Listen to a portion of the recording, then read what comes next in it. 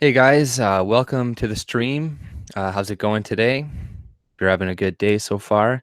Hey Julie, as salam alaikum to you as well. Hope you're having a good day. But I got a few things on the docket for you guys tonight. A few stories about Syrian Muslims, a few video clips I'm gonna go over, but not too much. But I'll check out who's in the chat. Hey T Nova, how's it going? everybody, everybody, give your Muslim praises to me. Islam is peace. That's the motto of my channel, Al Jazeera. There we go. Thank you, T Nova. Hey, political foolishness, how's it going? Hope you're having a good night so far. But yeah, I'll wait until a few more people get into the chat. But hope you guys enjoyed. I don't know if you guys watched the stream yesterday on Fredrick's channel. I thought it was a pretty good stream, pretty entertaining. You guys should go check it out if you didn't see it on Fredrick Godzilla Menckin's channel. Link in the description below. Nice. Hayland Ciopia. Hopefully I'm pronouncing that right. So let's check out, I got one story from a former Hamilton teacher who's going to be maybe sentenced for 8 years for sexually offending or assaulting this little girl. And, I kind of wanted to go through that story and discuss some of the aspects of it, as well as, a couple Syrian refugee stories. Another puff piece trying to bring sympathy for these people like we've seen a million times before. And, there's a few worrying statistics within the article itself, like half the kids of the Syrians only graduated, or like a third of them graduated since they've been here. So I'm like, that's terrible. The majority of them can barely speak English. I got something about Pride Parade as well as a few other things, but let's check out the chat. And, a really weird noise that happened in Winnipeg not too long ago. But hey, Andy Loney, how's it going, buddy? Oh, thank you. But let me guys show you a video that was from Winnipeg here. It's nothing political or anything. It's just kind of creepy, and it sounds like something from, what are those? I don't know, Stephen King movies or something, right? But here, I'll share it with you. 1 second. It's being a little bit slow here. Come on, you bastard. Okay, there we go. Sharing. So this is from Winnipeg. Horrific fog sound coming from the sky. And I don't know if this is like made up or if he just added it somewhere, because I didn't hear this. But I remember the other night or last night or last morning, the other morning was like really foggy and it looked like this. So I'm like wondering if it was then, but I'll play it for you guys. It's pretty creepy. It's pretty creepy. Here.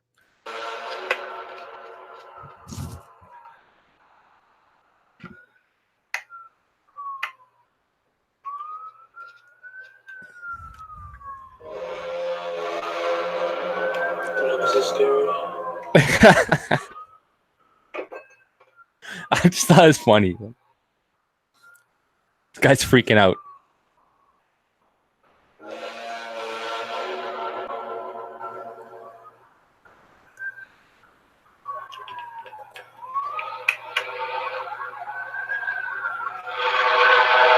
This is from 2016, actually. This is from a while ago.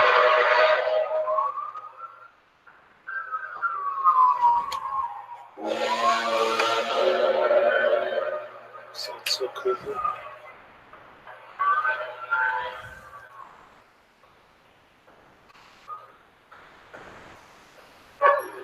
Okay, yeah, I actually remember that. That was from 2016. Okay. That's what I hate. You know what I hate?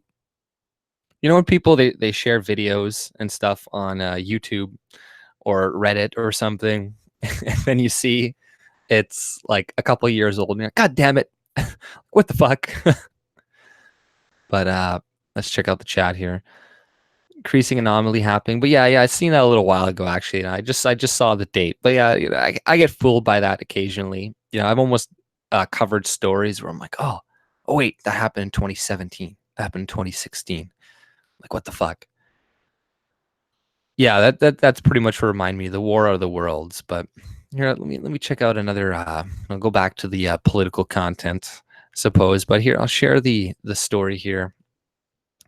I'll start with the one that happened in Winnipeg, and I thought there's just a lot of problems to do with this story.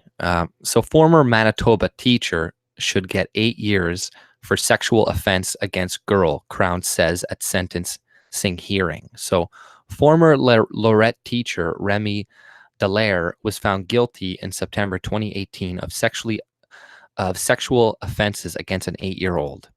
So, the trial judge accepted the Crown's argument that Dallaire formed a relationship with the girl's mother and exploited her trust in a calculated effort to get alone time with her daughter.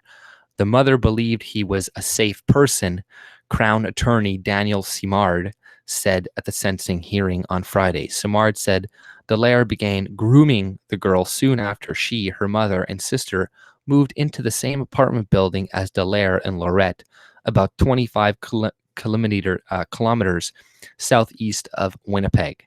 So, this guy he was previously worked as a teacher in Lorette, Manitoba, is found guilty of sexual assault or interference, imitation of sexual touching, yada, yada, yada. But, once again, it goes back to the single mother issue where these pedophiles, they specifically choose single mothers, and then the moms are like, oh yeah, you can go sleep over at this random guy's house. Oh yeah, I trust him. That's totally fine, because it's essentially what she let her daughter do. It's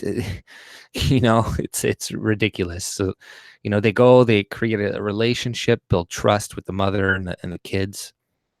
And Simard said Dallaire attempted to normalize the fact he was spending time with the girl. Court heard he took her to a toy store, out for supper, and to movies in Winnipeg, and that she slept over at his place. Like, what mother would allow their child to do all this with a random man? See, that's the thing. There isn't a man around, because any father would be like, if there's some random stranger guys like, hey, can I take your kid out for some movies and they can come and sleep over at my place too?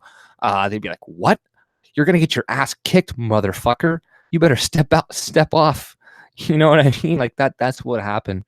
There's a dad in the household, but because there's not, we're like, oh, he's a nice man. Oh, I need help and money. Maybe he'll take care of me. And oh yeah, I'll leave my kids with this guy, and that's not a big deal. Then she gets fucking sexually assaulted. The girl also referred to him as stepdad, Simard said. Like, was he fucking the mother or something? On July 13th, 2016, after spending several days staying with Dallaire at the home across the street where he was house sitting for a colleague, the girl told her mother Dallaire had sexually assaulted her and that she was scared to say anything because it would be her fault. His trial heard. A video interview she gave RCMP on July 14th, 2016 was played in court during Dallaire's trial, in which she described graphic instances of touching and sexual assault. Dallaire and the girl had showers together and slept in the same bed. His trial heard, and he made her watch pornography and asked her to do things to him. He saw in the video. So she was also offered an iPod for sex. This was a well thought out and planned by Dallaire, Simard said. The groundwork was laid right from the start with respect to the child. So yeah, these pedophiles, the thing is like they know that they'd be marked in prison and stuff too a lot of the time. So they pick the people that they're going to abuse very carefully. So they go specifically for single mothers because they know there's not going to be anybody around who's going to notice a lot of the red flags. 3 victim impact statements were filed by the Crown from the girl, her mother, and her father. So, was the father in the picture? They're probably divorced or something. And then they later told the dad.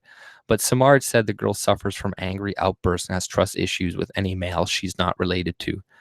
Well, that's kind of good in this instance. It's really quite indicative of the far-reaching consequences of Delair's actions, she said, adding that the girl's statement described how Delair's had ruined her life. Samard is seeking an 8-year sentence for Delaire, while Gould asked for 5. The Crown also asked the court to impose conditions forbidding Delaire from working in a kindergarten to grade 12 school or being near children under 16-year-old. So why should the Crown and stuff even like ask these things? It should just be an automatic thing. Once you're convicted of anything to do with harming children, you're automatically can never ever work near children ever again.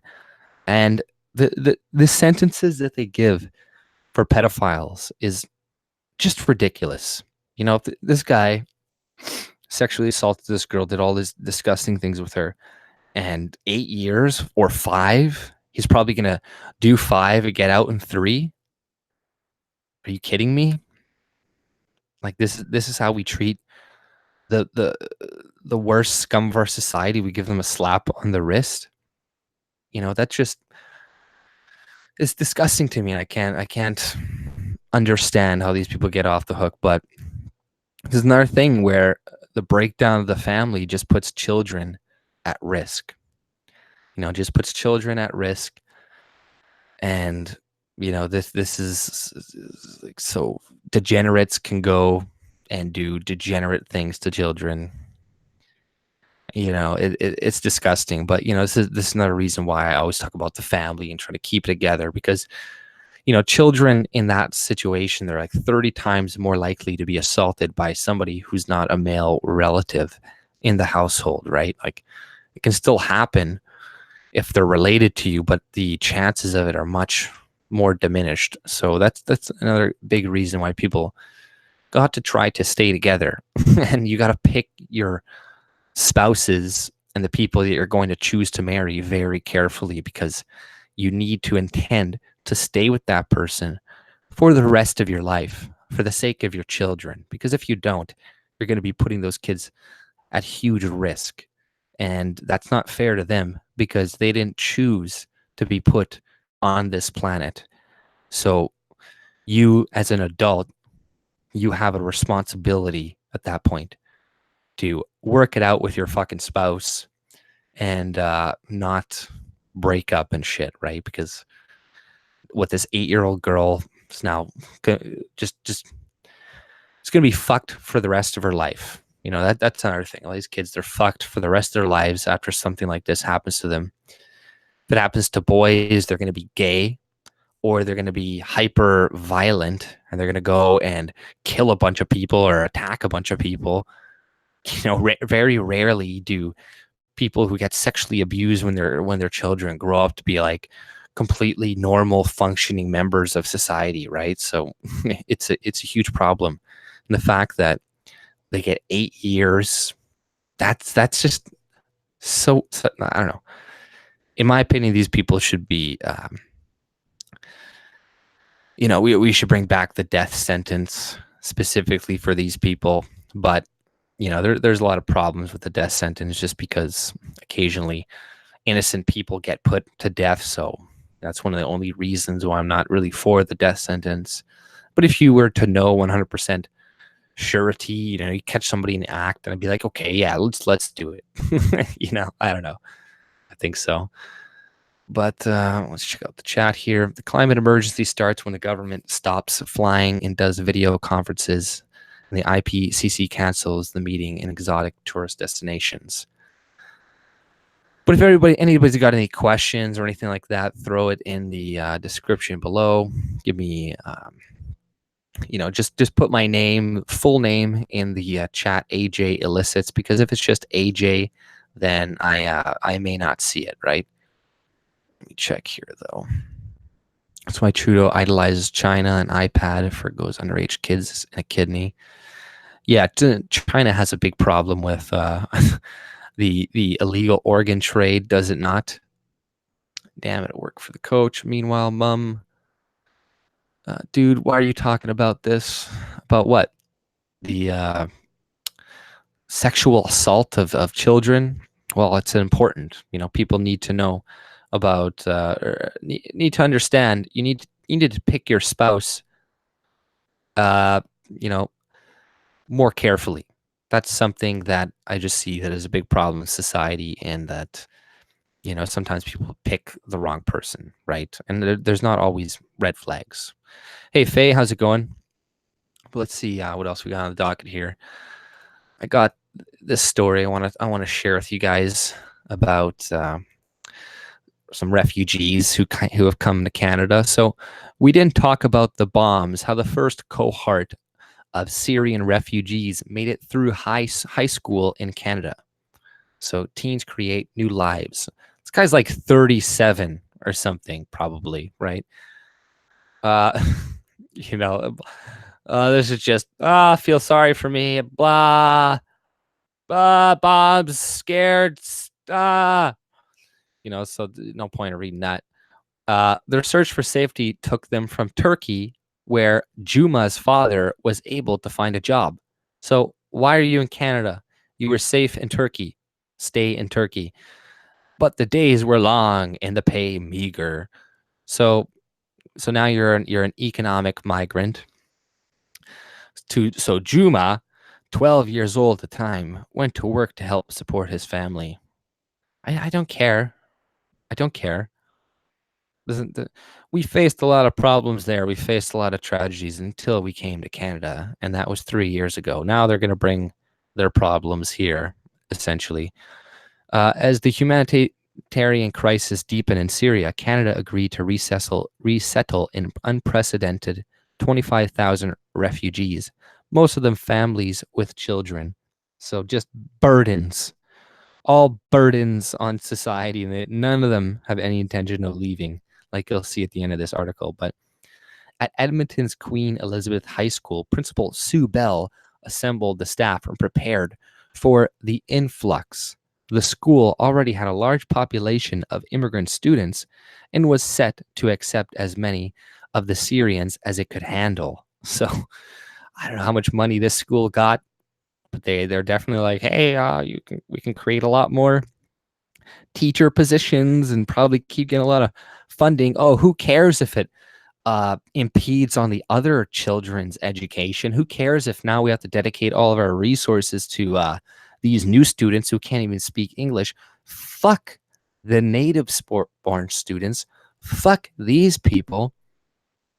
They don't matter. Let's focus on these people, right? And that's all it is about. That's probably what it's about. It's probably about funding and job security. I know that whoever walks through our doors, we're going to be welcomed, and we're going to have a place for them to be, and they're going to love it here, Bell told CBC News in 2015. So this whore. Among the 33 students who walked in the door following the autumn, where Nakli and Juma both were exhausted from their 4-year ordeal as refugees, neither of them spoke any English. Yay, no English. It fell to the director of the school's English as a second language program, Sherry Ritchie, to help them integrate. Learning English, sure, she says the challenges facing the students, but I think the biggest thing is a sense of wellness, a sense of safety, relationship, trust. That's been the biggest thing. She's probably sleeping with the students to build their trust. That's probably what she's doing. Many of the students who came to Canada had missed years of school. Some who arrived in their teens had only an elementary school education. Oh, God. Ritchie says the school had to toss out the rule book when it came to dealing with the students. Their fears had to be accommodated, and remedial classes were offered. As well, Arabic-speaking students who were already in the system served as mentors, helping to bridge language and cultural barriers. Blah, blah, blah. We didn't talk about bombs. We didn't talk about gunshots. We just provided safety in relationships, humor, and lots of time and understanding. So what are we paying you for, teachers, to be fucking babysitters to Syrian refugees, or to educate our fucking children? Clearly, it's to babysit and make sure that these Syrians who saw a car bomb explode feel safe in their new home of Canada. Well, Jesus Christ, man. Everybody's a snowflake. It's like, you're safe, man. You're safe. You're in Canada. Stop complaining. Jesus. And you know what? Syria is more stable now. You could go back to Syria. Some students dropped out, but many others have risen to the challenge. So some students, so that's, you'll see it's like 11 of the 33 students in that school graduated. Like some students, uh like 30, yeah, 3/4 of them. Menckin couldn't wait to begin school when her family arrived in Edmonton, February 2016. That's when I got hope back, she says. Look at her smile. Look at her pretending to read a book she can't read. It's probably some like uh, Sharia law for women in the 21st century. That's probably what. Look at that. It's like, what does that say? Milkshakes, Milkville. I don't know. McLean couldn't wait to begin her school year. Dropped into a strange culture with a new language, she pushed forward with her academic studies while also volunteering in the community and working part-time. Juma says he struggled at first, even though he was unhappy in Turkey. He didn't relish the thought of another move, learning a new language and leaving his friends. See, that's what we're doing. We're tearing them from their friends in Turkey. Jesus, we're terrible people. If you saw me the first day at school, I came to this guy. Never would I get my diploma. When I took ESL level 1 English level 1, I was really confused about what's going on. Of the 33 Syrian refugee children who began at Queen Elizabeth High School in 2015-2016, Nakli and Juma are among 11 who crossed the stage Thursday to receive their grade 12 diplomas. The 11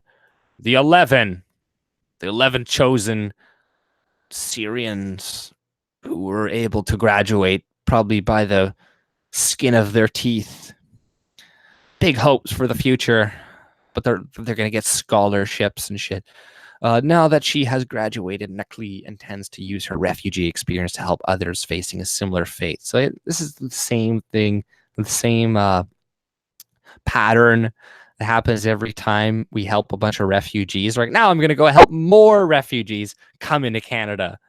Instead of like, maybe I should repay the people that brought me and helped me come into their country, and is now paying for me for all of this shit, and it is costing them a lot of money. Instead of helping these people, no, you're going to work to bring more burdens from your country into my country for free, on our dime. You're going to go work for the government to go and promote more diversity and to bring more of your people here. Like, Jesus Christ. Juma plans to follow in his family's maritime tradition, recalling his grandfather's stories of adventures on the sea. His plans want to attend a marine school in Vancouver, so no intention of leaving these people. I love oceans, even though we don't have oceans in Edmonton, but one day I will work there. This is my dream, to become captain for a big ship, a really big ship. So yeah, this Muslim guy, he's soon going to work for Trudeau, manning the ship, and after Mark Norman gets fired, right? So he will also get his Canadian citizenship in a few months. Both students say they still love and miss Syria, but they say it is not safe to go back. Canada is now their home. You better comply to what I say, bitch. I'm happy now, but soon I'm going to be like Aloe Akbaring all over you. For fuck's sakes, man. It's ridiculous. Hey, Luke, how's it going, buddy? Hey, Point Fire. Captain Crunch. That's why I'm not sleeping at AJ's. Need both kidneys to make... Yeah. Be careful, man. I'll steal your kidneys and sell them to the Chinese if you're not careful. I've done it before and I'll do it again. I try to get my kid in French immersion. I was told that because she's not French or a refugee, she will go on a wait list. What? Or a refugee. So refugees get put above regular English Canadians to learn French. That's crazy, especially how many more opportunities you can have by knowing both languages, and they're giving it to people whom didn't even go through the legal immigration process, who didn't do anything like that. Like, at least the people who went through legal immigration process, at least they like maybe spent money or waited a long time. Not these people. And now you have Ahmed Hussein saying he wants to increase economic refugees and select more of these people. So just to bypass the immigration system again, while we're having 30,000 or so illegal aliens crossing the border every year, right? I have another story about Ahmed Hussein talking about that, but that's crazy that they're going to offer that to refugees above regular Canadians. And that should be a news story that the CBC and other news organizations should be covering, but they're not. Yeah, immigrants have always gotten it free in my life. Yeah, that's fucked up. I have a son with nonverbal autism. We have to fight for everything. Yeah, yeah. It's crazy. They're not gonna. They don't care about the people in Canada whatsoever. Try and get unsubsidized housing if you're not an immigrant. They are top of the list for everything now. Yeah, it's crazy, and especially the first 5 years, they get interest-free loans in Canada. Interest-free loans you get as a refugee or an immigrant when you enter Canada right away. How unfair is that? It's totally insane. And all these people as well that are refugees, they're all popping out kids while they're here too. So all those kids are becoming citizens. So now they have another pathway to citizenship and to Canada because they're like, well, my kid's a citizen, but Syria and Assad, that's one of another reasons why they go and demonize Assad so much, because I'm not saying he's a great guy, but even though they lost and they weren't able to replace him, now they can still make the excuse, well, Assad is an evil dictator that's going to kill all these people if they go back. So we have to keep them now into Canada. So, we need to stop taking in refugees, because the intention of refugees is to like have them come in temporarily and send them back. But that's never the case. That never happens. They always stay longer than is intended, and they're a drain on the resources. And what they're like, oh, don't worry, if you just wait like 3 or 4 generations, these people will be contributors. Well, you don't know that. You're looking at the generations of certain people that are coming in, and you're bringing in like low IQ refugees that are never going to be net contributors. Maybe a few people in their family, but no, they're never going to be net contributors. They're always going to be a burden on society. But this is what the left wants. They want burdens on society. So then it creates a reason for them to exist. These people are easy to fool. People are easy. Those people are easy to pit against one another, etc. Islam isn't just a religious belief; it's a system of governance. Yeah, that's true. It's a political system as well as a belief system, right? But Little Mosque was canceled years ago. I think it ran. Yeah, that was a terrible show. I don't think I've ever watched an episode of Little Mosque on a Prairie. How long has Little Mosque on a Prairie? Islam isn't just a religion of beliefs. Let's see here. 1 second. There's that sick pedophile motherfucker. There's the Syrians. Let me see here. I got a couple of videos here. I'll show a video about why there's no women in politics. And you got Kathleen Wine and the other one, I can't remember her name. The one who was the leader in Alberta. All those dykes. I wonder why they made those flagrant lies about Assad and the chemical attacks, but it gives an excuse for endless Syrian migrants that aren't even Syrian. Yeah, that's true, right? It's good. gives that, and they also wanted, like, look at what they're doing with Iran right now. They're trying their very best to go into Iran. Luckily, Trump pulled out in the time being, but he did say he could still go in, and they attacked a drone, luckily, but there was apparently a passenger plane right next with full of people, so they were just attacking the drone as a warning. But I'm sure America was flying in their airspace, right? Or like really, really close to it. So, they're really trying to instigate some sort of conflict. And like Ben Shapiro, if you looked at his tweets, he was like, I'm not saying we should go to war. I'm just saying that we should retaliate. We should retaliate. Blah, blah, blah, right? But it's kind of a scary time.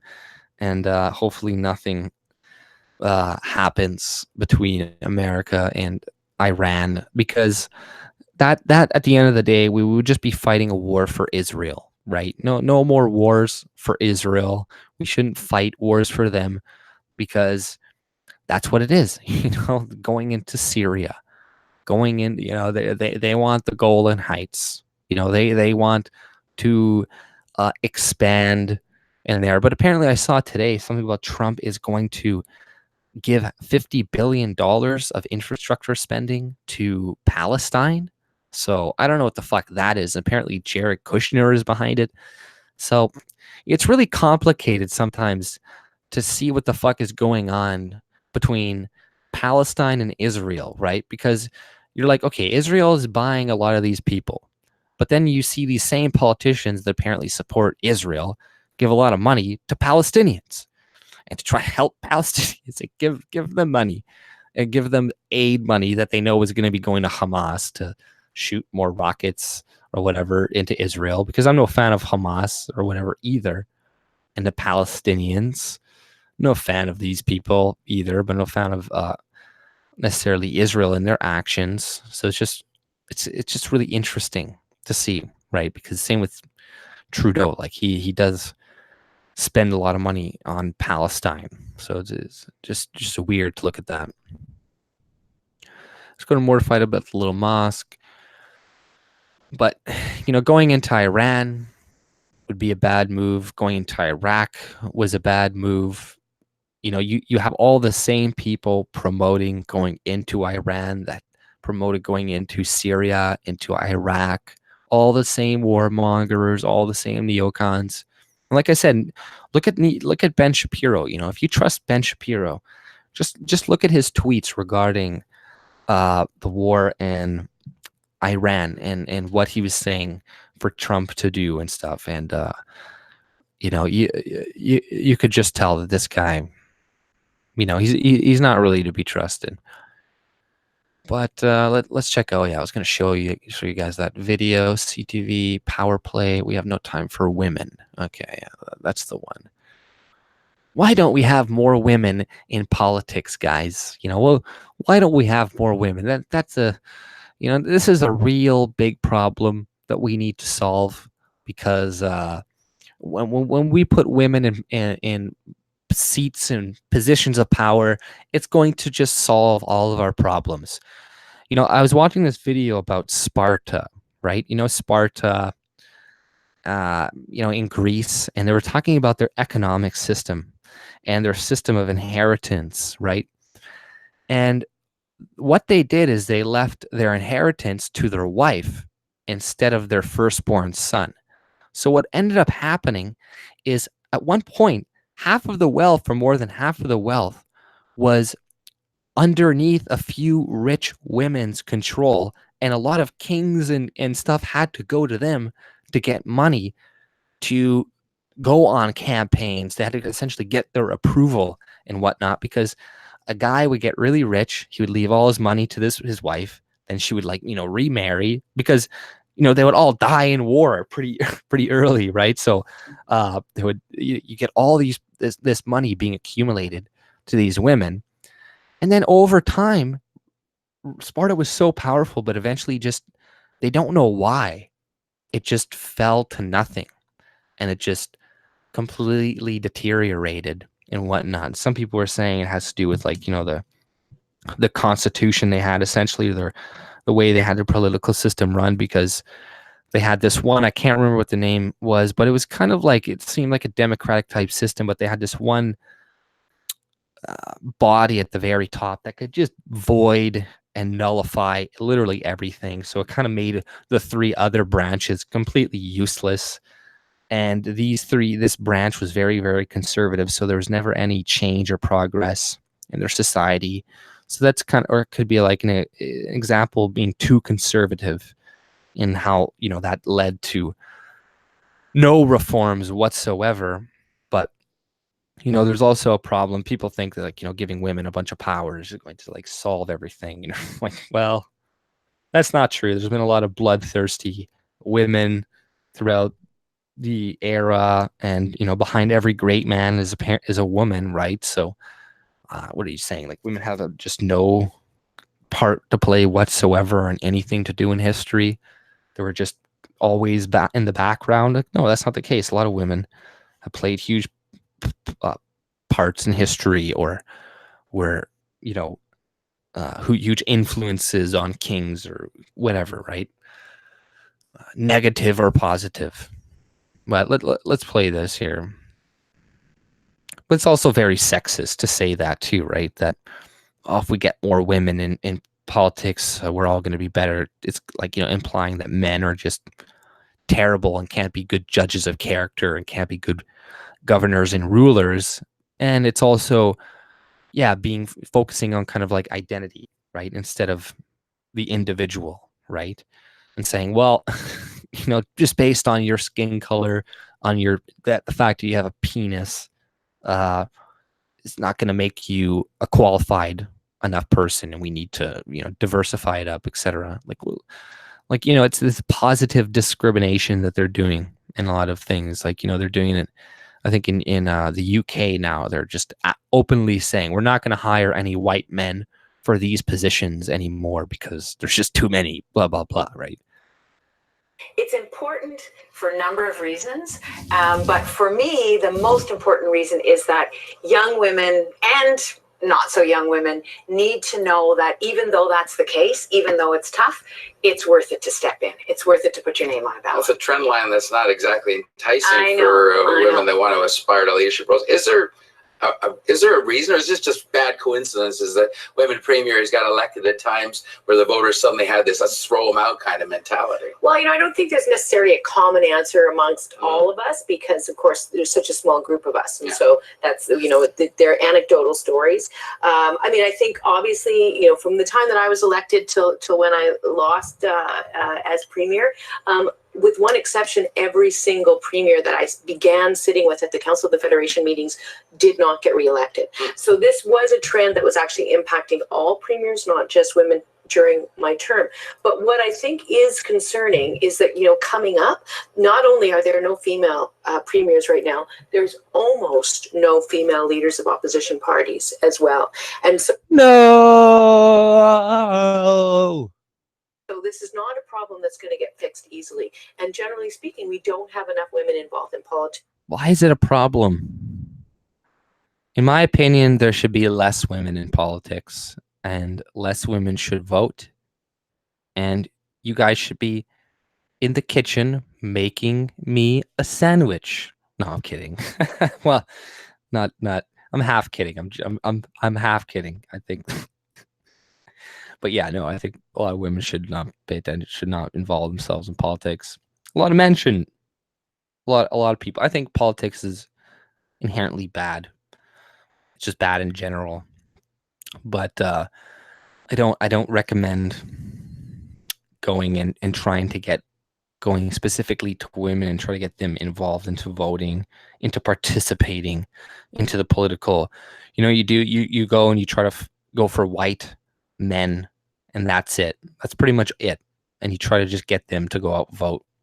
If you're just going to do it, like, if you're not going to say go out, if you're not going to tell them, say, go out and vote for conservative or something, and you're not supposed to, and all you're just supposed to say is, like, go out and vote, then the only group I would target would be that group, because they're the ones that's most likely going to vote for the right wing.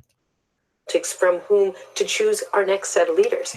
And so there's a problem with how we do politics, and we need to find a way to get more women elected. Mind you, the person that replaced you, Jim. No. Apprentice, he didn't get a chance at all in the first place. So I don't know if you can explain this as a gender issue or if this is just circumstantial. Well, yeah, I mean, I think in Alberta it was quite a unique time. That guy makes me laugh sometimes. It just is like, I don't know if you can say it's a gender issue. I was the first woman elected, and so I'd speak mostly to that, which is I think that, and Kathleen's probably experienced this as well, that when you're the first woman elected, you're very much an anomaly. And I don't know who this woman is. I never heard of her. So nobody cares what you say. So when people see you on television, they don't know what to take away exactly. See, I think right now she's projecting, right? She's saying she's like, this is what the viewer is seeing, which is kind of like, how do you know what I'm seeing? First of all, unless you're doing like a bunch of focus groups or something. But I think it's projection on her part, what she thinks the audience is seeing, but what she's really seeing in herself and trying not to portray, right? She's like, oh, I don't want to be portrayed as or whatever. Like, you'll see. They don't know if they're looking at a woman. They don't know if they're looking at a premier. They don't know if they want. What do you mean? I don't know if I'm looking at a woman. I'm pretty sure you're a woman. I'm not saying like, I think those are tits. I'm pretty sure those are boobs. Like, I'm not sure about her. I don't know what she is, but I'm pretty sure these two are women. Pretty sure. Pretty sure I know what I'm looking at. Don't insult my intelligence.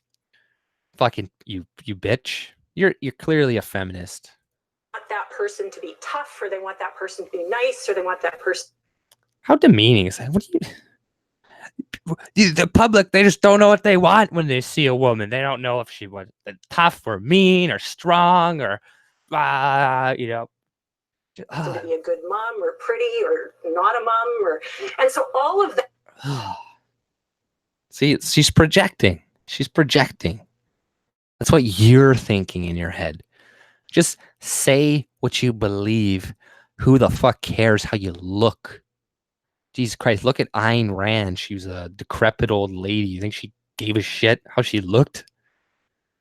That is part of what's calibrating in the public's mind when they see for the first time a woman in a leadership role, which was the case for Kathleen and I, and then subsequently for Rachel, of course. And so I think that the fact that we're having this conversation to say every political leader in Canada is different, whether a man or a woman. I mean, of course, men are different as well. Mm-hmm. But really, thank you. I appreciate that. Because there are so few of us who have been women, we tend to be grouped together. There tend to be assumptions made, very high bars to meet. And I think it's fair. The glass ceiling. To be honest and say none of us are perfect. We're all different. And what we need is, as Canadians, to have a conversation about how we evaluate leadership, man or woman. Right.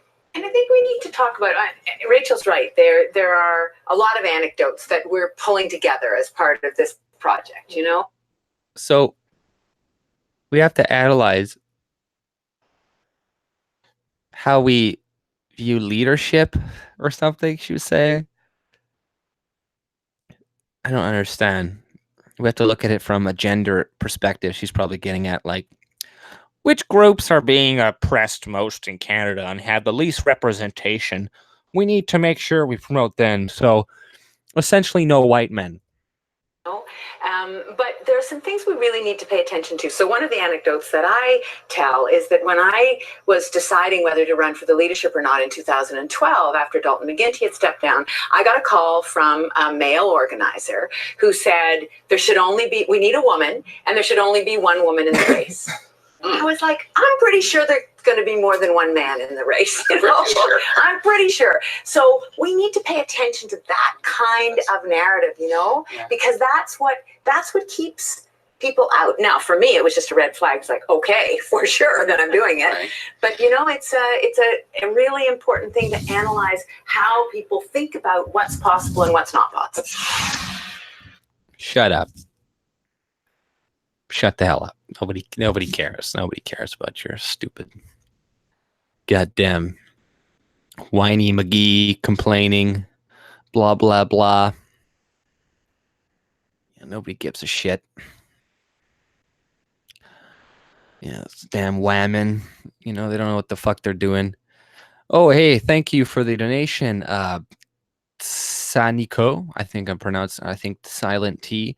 Redford was so corrupt, POS, that Alberta voted for NDP. This bitch built a personal bedroom in Alberta's parliament building. Right. You know, like, and then they want to lay on, they're just attacking me because I'm a woman and blah. Good mansplaining. Oh yeah, thank you, Miss Mondi. I'm mansplaining to these people. Hey Fredrick, how's it going, buddy? Hey Saint, how's it going? God, I hate wine. As much as wine makes me sick, Trudeau is worse. That's true. Yeah, exactly. I'm not gonna say it's all women or whatever. Like some men are horrible. That right? I'm not saying. And hey, I respect Joan of Arc. I think there's a lot of really there can be some very good women leaders. And that's why I don't think we should completely exclude women or anything like that. Did you get Rainey's donation up quite a bit? Oh shit, no, I didn't see that. Thank you for the reminding me. I did not see that, because when I share screen, guys, I don't see the screen a lot of the times. Hey Dino, how's it going? Hey Rainy Steps, thank you for the donation. AJ, did you have fun at the parade in Toronto? Shut up. Fuck you, Rainy. Fuck you, Rainy. I was only at that parade for an hour tops, and then I made my way out of there. I do have a story about the Toronto parade, actually, that I was going to bring up, but you know, nobody believe Rainy Steps. Get him the hell out of here. I think he's got a wrench, so you can't, you know, put him in timeout. But if you could, hey Clume, how's it going, buddy? A few children with a man kicked him out to the basement. She married the nanny and shared the house. Freaky diabolical narcissist. That's crazy. I know. She had a few children with a man and married the nanny. She's like Arnold Schwarzenegger or something. And shared the house. I know that's fuck. Mommy's dating the nanny now.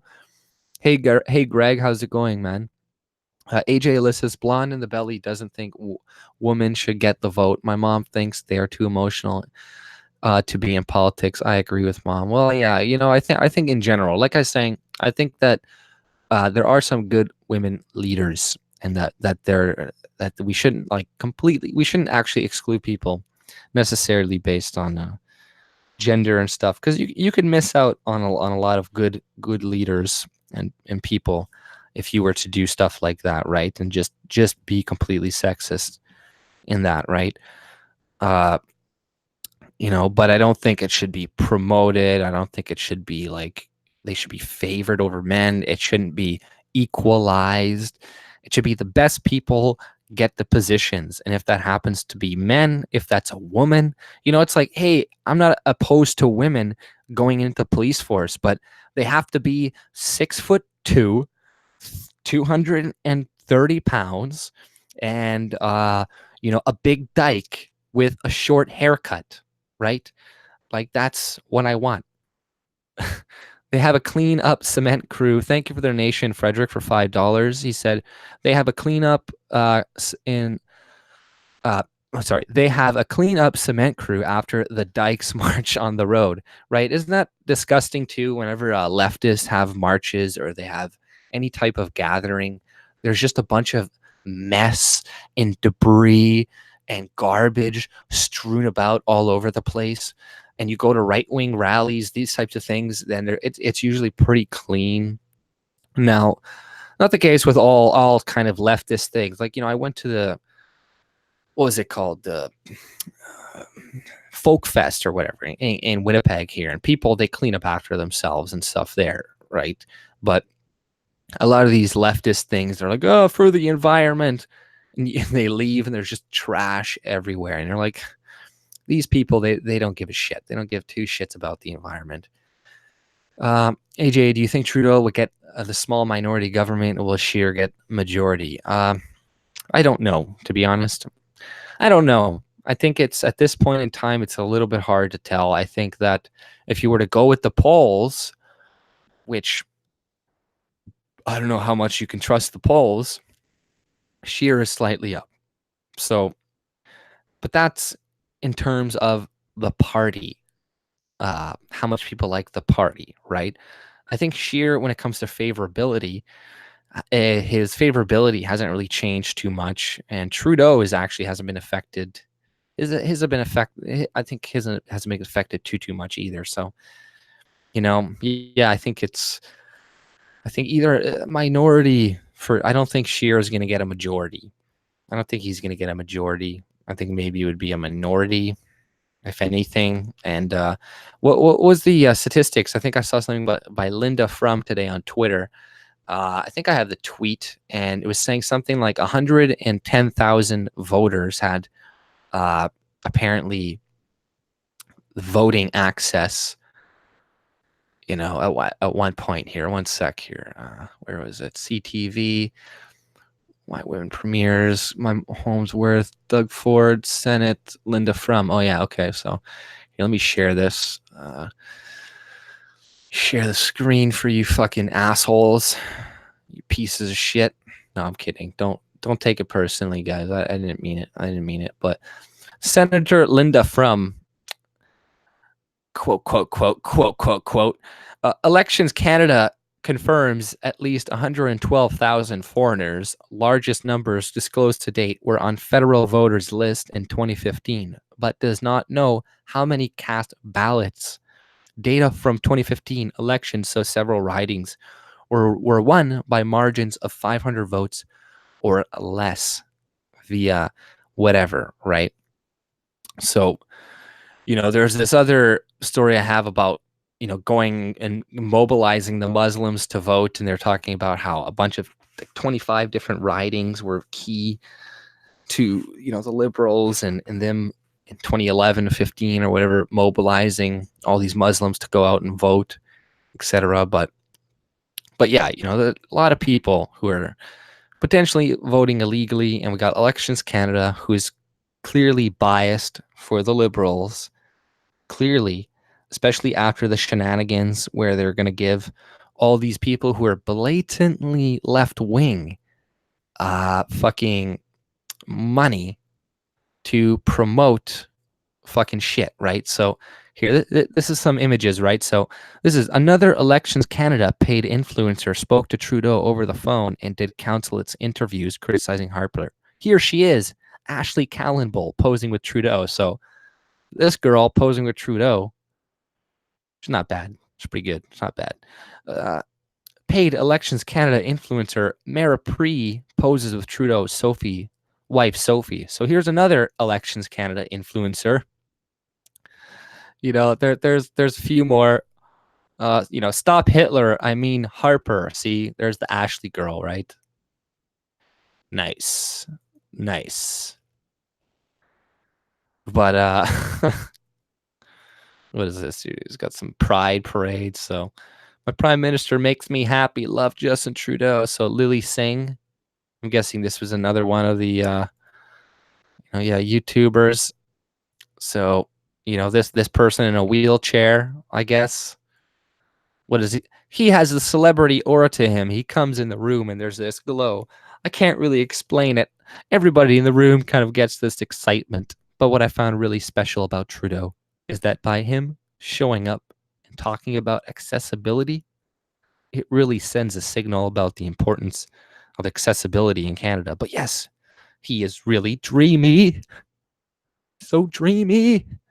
Give me that government money. I'm not going to be biased. My audience, whom are all leftist, who I'm going to tell to go vote.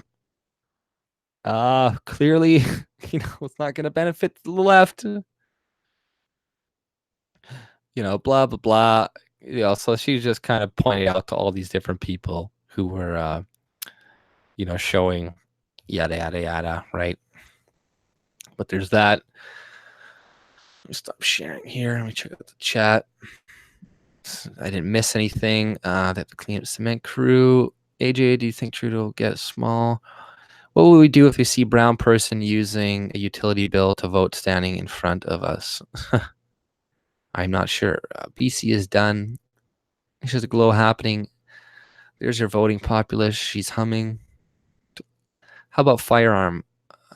Imagine a 5', 100-pound woman show up to rescue you from burning apartment building. Yeah, exactly right. You know, it just comes down to physics at the end of the day, right? Somebody who's really small is not going to be able to help somebody who's really big get out of the building. It's going to be really difficult for them to move them. You want somebody who's pretty big, physically strong enough to move somebody, right? That doesn't mean all men can join either, right? A lot of men won't be able to join these things either, right? You know, including myself, right? So I'll be like, I'm not saying, yeah, I'm going to go and save everybody, right? I'm saying somebody who's like 6 foot something, you know, you want people that are able to get the job done without any problems whatsoever. So that's preferably what you want. So let's check out some more stories here that I got. I guess I got the Pride one. Pride Tarek's Toronto. I thought the Pride Parade one was kind of funny. But this is an interesting story, I thought, in BC, right? And it's nice to see some mayor speak up. I'm sure Fredrick will be interested in this, but Mike Smith, stop taking money from Chinese government. Angry BC mayor tells UBCM. So the annual gathering of BC mayors and councillors has many traditions, including accepting a cash sponsorship from the People Republic of China. So there's BC mayors and councillors have a tradition to get a sponsorship to China to go there. Really? And that's not a conflict of interest or anything like that whatsoever. So British Columbia mayors and councillors gather once again this fall at the annual Union of BC Municipalities Convention. And when they do, they will once again be wined and dined at a fancy reception put on by People's Republic of China. Meanwhile, as municipal politicians mingle with Chinese power players, the UBCM will be cashing a check from Chinese consulate in Vancouver. That's because China not only pays for the reception at the downtown hotel, the country also pays a sponsorship fee to the UBCM, the only foreign country to do so. So, yeah, you know, that's pretty crazy. How much loot does China fork over to BC's main organization for local government? Singh wouldn't tell me. But after Singh declined to reveal the sponsorship fee, the UBCM official later told me China paid $6,000 and defended the amount as minor. The China reception has been happening annually since 2012, meaning the UBCM has likely collected more than $30,000 from the Chinese government over the time. None of it sits well with Brad West, the outspoken mayor of Port Coquitlam, who thinks mayor and councillors should not be accepting hospitality and money from China. It's cash for access scheme, West said. It's unethical and should not be happening, especially when China is engaged in a number of actions hostile to Canadian interest, right? You know, they got 2 Canadians held up right now in China, multiple other actually Canadians as well. And you got these morally corrupt mayors taking money and going to China, whining and dining and taking their fucking money, right? And there's this huge money laundering problem going on in BC, the housing market, which it looks like a lot of politicians and police and RCMP have just been essentially looking the other way for a really, really long time. So West has written a blistering 2-page letter to Singh calling for the reception to be canceled. So, you know, a lot of these people with the last name Singh end up doing a lot of fucked up shit in Canada. I'm just kind of noticing that. Reception to be canceled and for the UBCM to refuse to take money from the Chinese regime.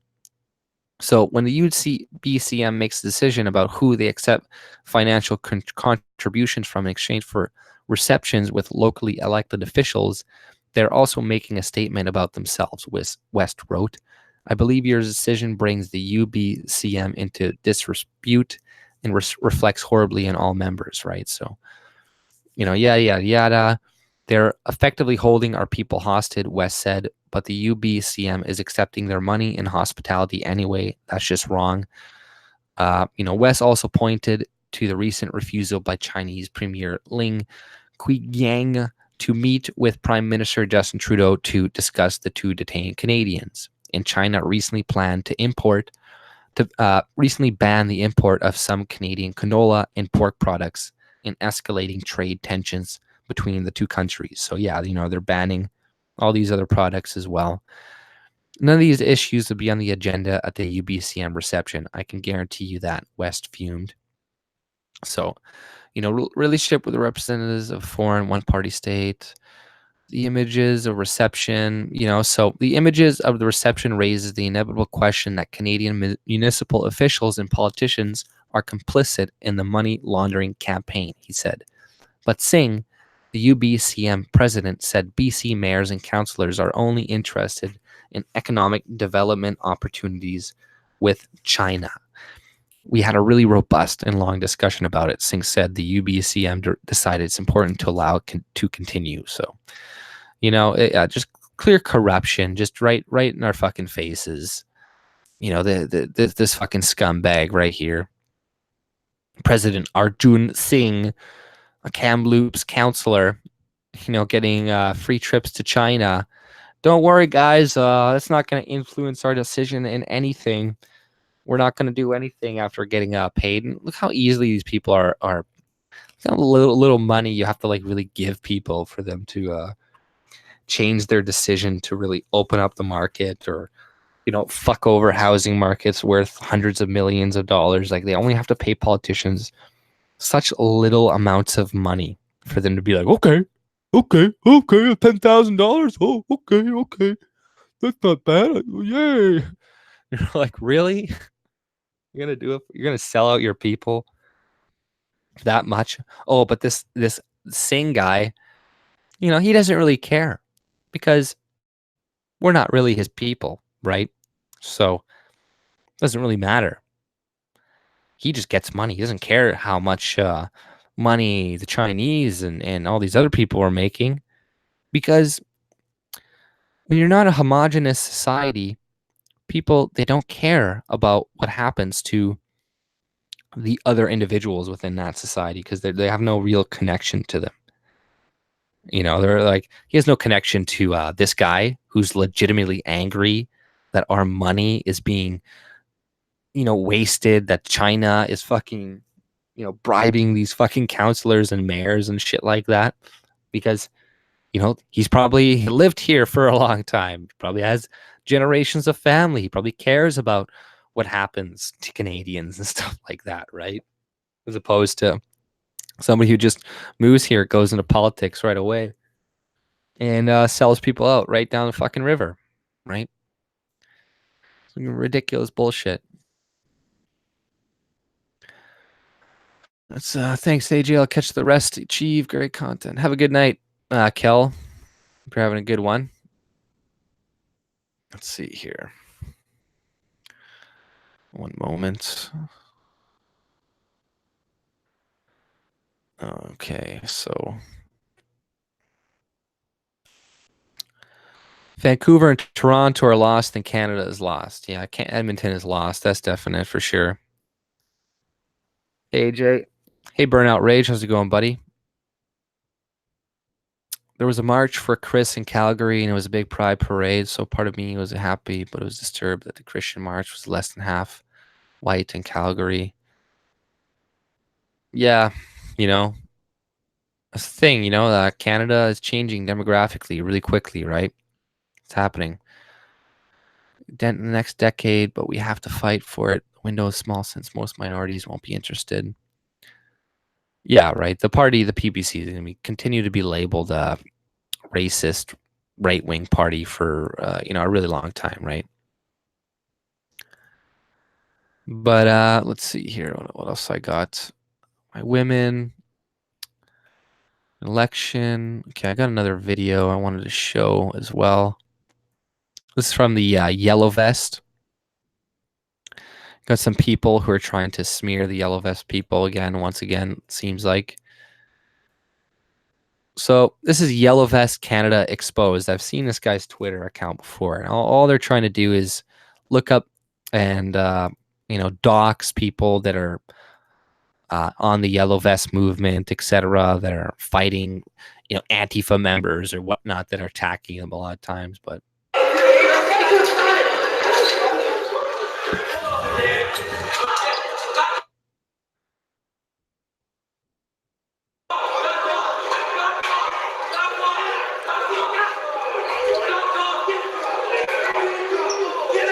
that guy with the red hat, he's the one that had that smoke in his mouth that last time.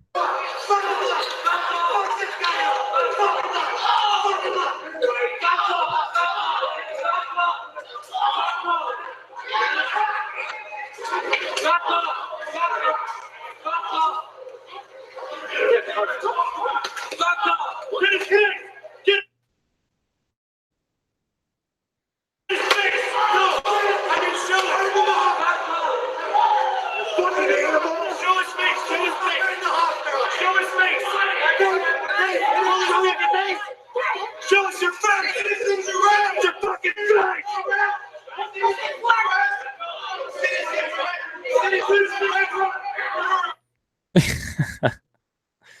See, they don't want to show their faces. They want to put a mask on and come and attack people, right?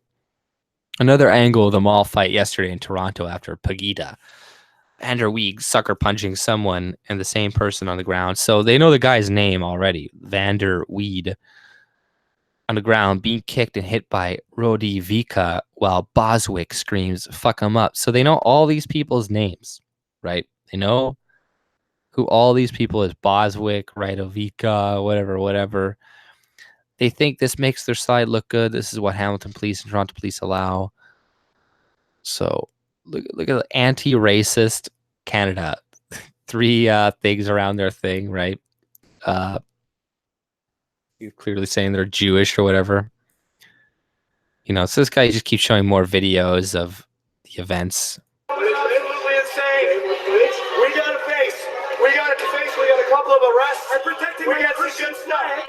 And you know that person I'm not allowed to talk about? That person I'm not allowed to talk about? Why was he stalking us without filming? Why? What is his job? The job is not to take my flag. Yep. So this is what we see like, and out, apparently they're leaving the event.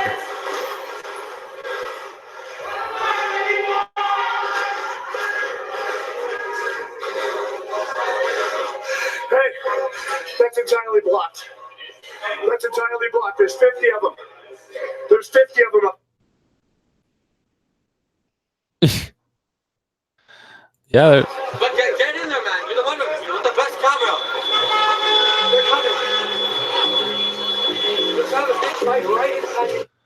No sympathy for the fash. Why right here?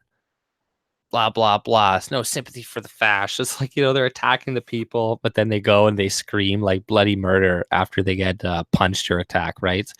They're those kids that hide behind they throw a rock and then they hide behind like an adult. They'd be like, don't hit me, don't hurt me. Oh, please don't attack me, don't attack me. Blah, blah, blah, blah, blah. Was it this? Looks like a fight in the mall. Yeah, I don't know. This is ready to go sounds check. Yeah, you might be. I'm so fucking sick of Toronto.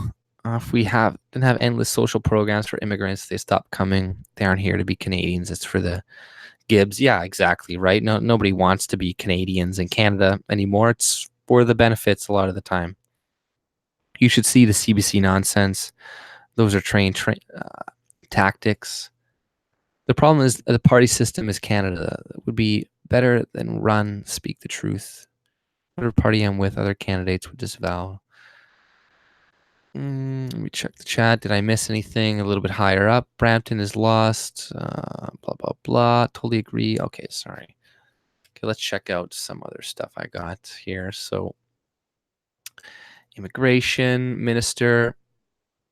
Yeah. Okay, yeah, I got, let me just exit out a few things so I don't have to bring that up. CTV. Why women are this. Blah, blah, blah. I don't need that anymore. Don't need this. I think I'm streaming right now with CCN, Canada News or whatever. So a few people are probably ducking over there. You have an illusion of choice. Only got chat. Okay, here, let me share the screen here for you guys. Blah, blah, blah. Come on, it's going to share. Just one sec here. Okay, so not the yellow vest thing. That's not what I wanted to show. Gary. Okay, so I thought this was kind of interesting. You know, I'm not sure if you guys have heard about this guy who's proposing this bill in America, right? And I would be totally 100% for a bill like this passing because it's not like, you know, a regulation or anything. It's just taking away their rights that they have of being, you know, publishers or whatnot, right? So let's play this. That these companies are discriminated against conservatives and libertarians, and of course it's true. Libertarians, however, would argue against what you're trying to do, and I think their argument would be, well, if you don't like it, start your own Google.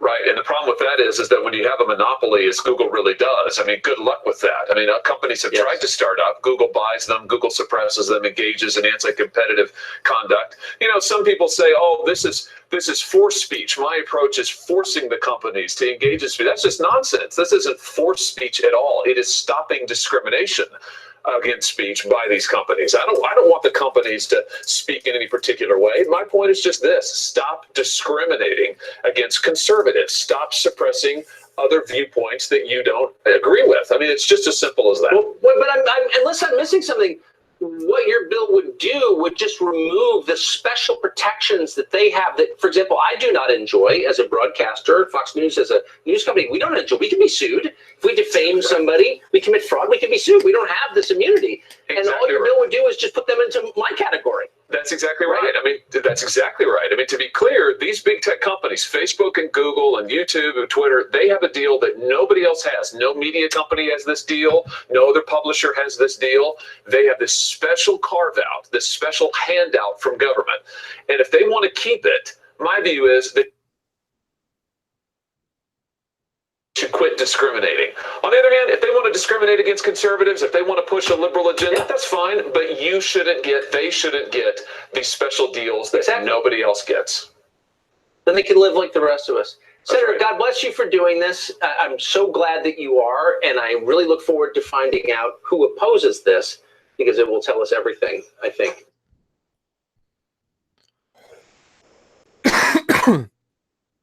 So yeah, that'd be interesting if they just had that removed, right? Because, you know, what are they? Yeah, publisher. What are they? Doing this, doing that, right? You know, I've seen this in the Columbian Bugle. Yeah, his channel is pretty much all Tucker, I'm pretty sure. But let's see here. Let me check out the chat for a second. Syria. 1 second. Okay, I got that up.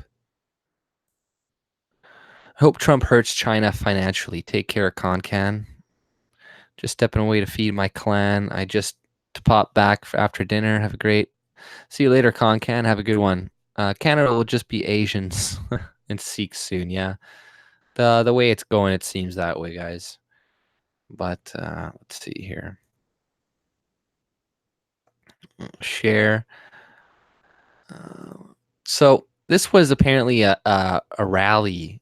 Over 10,000 people came out to make this the biggest and best Ford Fest ever. So, you know, if that's the case, if this is true, you know, I don't know. If it was 10,000, so somebody's like saying 2,000, this or that, 10,000 votes next election. But if he's still having good big rallies, then you can't really necessarily trust the polls, right?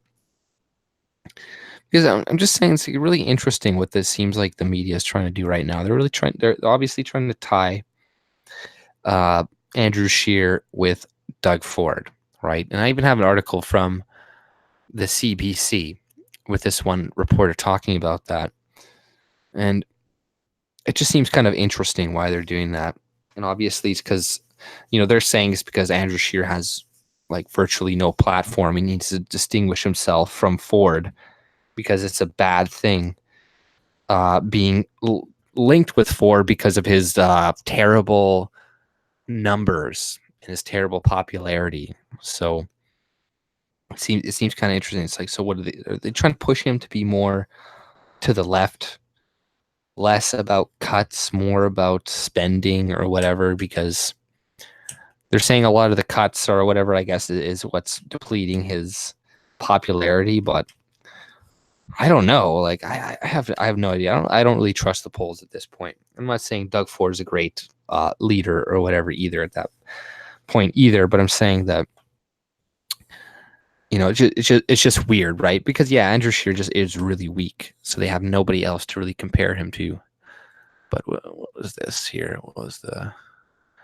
Yeah, it's like Andrew Scheer needs to up his flaccid performance. Robin Urbach. So, I've seen her, and she seems like kind of an okay analysis. Like she's somewhat for a CBC news person. Obviously a lot of her takes are stupid too, but some of it she seems okay.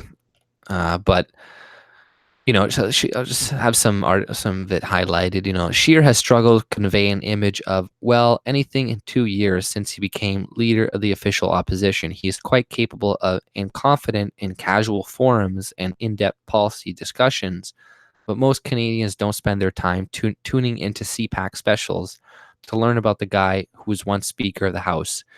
And I don't know, has a lot of children. What that leaves is a relative blank canvas on which opponents can craft their own narrative. Back in April, the Liberals tried to paint Scheer as an apologist for white supremacists, but that didn't really catch. Then they latched onto anti-abortionist anxieties seeping into Canada from the U.S. and made Scheer out to be some sort of anti-abortionist zealot. That didn't really work either. The connection was too remote. But now conservative opponents seem to have found a winner. Scheer as Ontario Premier Doug Ford lapdog. It's simple, digestible, and might already be having an effect on voter intentions. The Ford effect. So Ontario in particular, the 905, the suburban belt around Toronto, will be critical in the upcoming federal election, and the province is not exactly fond of Ford after his first year as premier. He managed to slid into Queen's Park without actually saying how and where he would find his promised efficiencies into. Lo and behold, once in office, he simply downloaded that task to various agencies by slashing their budgets, thus demanding they find efficiencies. Well, that's how you do it, really. Like, you can't just keep giving people money and just say like, oh, well, I'm going to trust you to find efficiencies and whatnot. No, you just gotta kind of force them to do it, because they're never gonna ask for less money. They're never gonna actually be efficient or try to be efficient. But it's kind of like just it's almost like a lose-lose situation, because even if you cut them, then it's not like they necessarily will try to find efficiencies. They may just cut actually good courses to spite the province and purposely teach kids shit just so they be fine. You want to do this to us? Okay, we'll make sure your kids are retarded. Spite you. And then you'll be like, oh, we need to increase the funding. Blah, blah, blah. The effect has been felt elsewhere: education, environment, legal aid, autism services, to name a few, with frustrations over cutbacks inflamed by the government's bizarre fixation with the comparatively trivial issue of liberalizing beer sales, right? So Right. Yeah, that's kind of true. The result is that Ford's net favorability rating has plummeted lower than former Premier Kathleen Wynne's. I don't really believe it's plummeted lower than Kathleen Wynne's in just over 1 year. Well, maybe. I don't know. Maybe in Ontario. How's that for efficient? Rendering his name toxic in certain parts of Ontario. Well, what, like Toronto, where he already was? That's why Engage Canada, which calls itself a nonpartisan advocacy group, thought it has ties to the left and to unions, bought ad time during the NBA finals between Raptors and Golden State to warn Canadians that Scheer will never stand up to Ford and that he will follow Ford's path of cuts to healthcare and education, though they are primarily of provincial jurisdiction. But never mind, liberal ministers are trumpeting the same lines, right? So this girl's like, at least she's kind of calling out the left's stupid tactics that like Scheer's going to cut your healthcare and all this other stuff, whereas that like has nothing to do with him. It has stuff to do with the provinces. Uncoincidentally, Ontario's unpopular Conservative government has decided to adjourn the legislative for 5 months until, once just after the federal election, and Scheer is now actively trying to distance himself from Ford. Scheer has backtracked on his promise to balance the budget in 2 years, and he told the Toronto Star in a recent interview that he is his own person. But well, to borrow a line from Game of Thrones, any man who must say I am a king is no true king. Oh, blah, blah, blah. Shut the fuck up. That's gay. Conservatives do not want an election between Justin Trudeau and Doug Ford, but unless Scheer can actually emerge as his own person, that's exactly what they will get. So, yeah, I guess what I wonder how Scheer is going to try to signify himself differently from, Doug Ford or whatnot, right? He's going to be more leftist, more liberal or something, I assume. Let's see here. It's okay to be white. Hey, Saxon in Roxville. How's it going, buddy? Okay, until you have butter knives, I think it's okay. I like Harper and Rob. Ford never went parading homo, I think, with no cover excuse. I just looked up. Now I see if Canada find pride shirts. When there are no whites left in these areas, problems will be blamed on the specter of white supremacy and its legacy. Oh yeah, of course, right. That's that's always the case. It's always going to be blamed on white people, even when we're gone. Let's just say we're all like just completely gone. They'll be like, oh, see these ramifications of the white people still having an effect on us today. But everybody hit the like button, subscribe, share. If you haven't already, that helps a lot. Sharing it helps a lot, actually, a lot too, just because, we know the algorithm's totally fucked. And sharing, what sharing does as well too is sharing it on places like Facebook and the things that, like, I don't blame not sharing my content because I swear and do all that other shit and say some stuff, but there's some other people you could share to your Facebook that will wake people up and all that stuff. They like just a bunch of normies, right? Because that's where you're going to encounter a bunch of normies. And that's who you're trying to reach at the end of the day.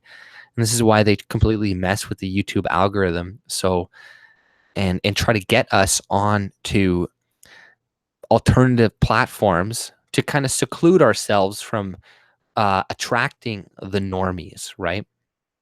Because a lot of people are saying go to other platforms, and I agree. We should diversify. We should go to other platforms, but don't leave YouTube. Don't leave YouTube on purpose. They want you to leave YouTube. If you have to moderate a few things that you say, like if you can't say the N-word anymore and you can't say a few things, well, then don't say those for the sake of staying online and spreading the message or waking up normies as long as possible, right? Because, like I said, they want you to go on these platforms like Minds and all this other stuff, which I agree you should go to these. But I see a lot of people stupidly stupidly saying, well, I'm done with YouTube. We're gonna go to exclusively Gab and exclusively. You're stupid, man. You're an idiot. I know. Like, this is exactly what they want you to do. They want you to seclude yourselves. They don't want you to fucking go and talk to people that are, because all those people on those sites, IDW, Gab, Minds, BitChute, they're already all woke to some degree or another, and they don't need necessarily too much else. It's like I said, it's the regular random people, because this is what they're doing as well to screw over subscriptions right now too, because naturally most people, you're going to have a lot of people leave your channel just because, you know, they unsub, they don't like your stuff anymore, you say something that offends them, you know, they leave. But because it's not being shared or introduced, recommended to new people anymore, and that's just a continuous drop off, right? And it's just, they're trying to demotivate people, right? They're trying to demotivate you to be like, oh, well, I'm not getting subs anymore, and my sub count is bad, so I'm going to stop making videos, and I'm demotivated, and all my stuff is being demonetized, blah blah blah blah blah, right? And but you know, you should stay on them as long as you possibly can, in my opinion. But here's something about Andrew Scheer I wanted to show, video with him speaking about climate change, and you know, just a good example. And this guy from CTV tried to pressing him on this issue, try to get him to answer whether he is going to be promoting a tax or not. Essentially, though, Mr. Scheer, that's a price on carbon. How does it work? If a big emitter exceeds whatever the cap is, they've got to pay some kind of fee. I ask you, isn't that a price on carbon? And if so, what is the price? So you know that I never use the liberal term price on carbon, because my view is that when the government collects the revenue, that's a tax. So what this is a cap, as you point out, on large emitters, but with the flexibility that they can use those funds to invest in any number of things. What funds, sir? If they're 1 ton over, how much do they have to invest in technology? In the end, like, you're dancing around saying that there's a price on carbon. I reject that. So is it a price? Is it a tax? Is it a levy? Because it sounds like a cap and trade. I'm over X number of tons. I have to therefore invest X number of tons. What's the number? The key difference between a tax and this plan is that the government doesn't collect this revenue. This is not going to fund programs like the Liberals are right now, giving $12 million to Loblaws and other multi-billion-dollar corporations. This is a process, a mechanism whereby these emitters can invest in reducing their emissions. They can form industry alliances. They can partner with other companies in the same field. I understand that. I understand the mechanism, but we're just trying to figure out what the baseline is. So who sets the target? Does the federal government? Yes, the federal government sets the emitters target. Of course. And then who sets the price on what they pay every time they exceed it? Again, we will set that. We will set that cap. We will. But that's a price on carbon. But it's not a tax. It's not a tax on carbon. But so it's a cap and trade. You're capping it, and then they can trade it. In this case, they can only trade it into a tech fund. That's what it is.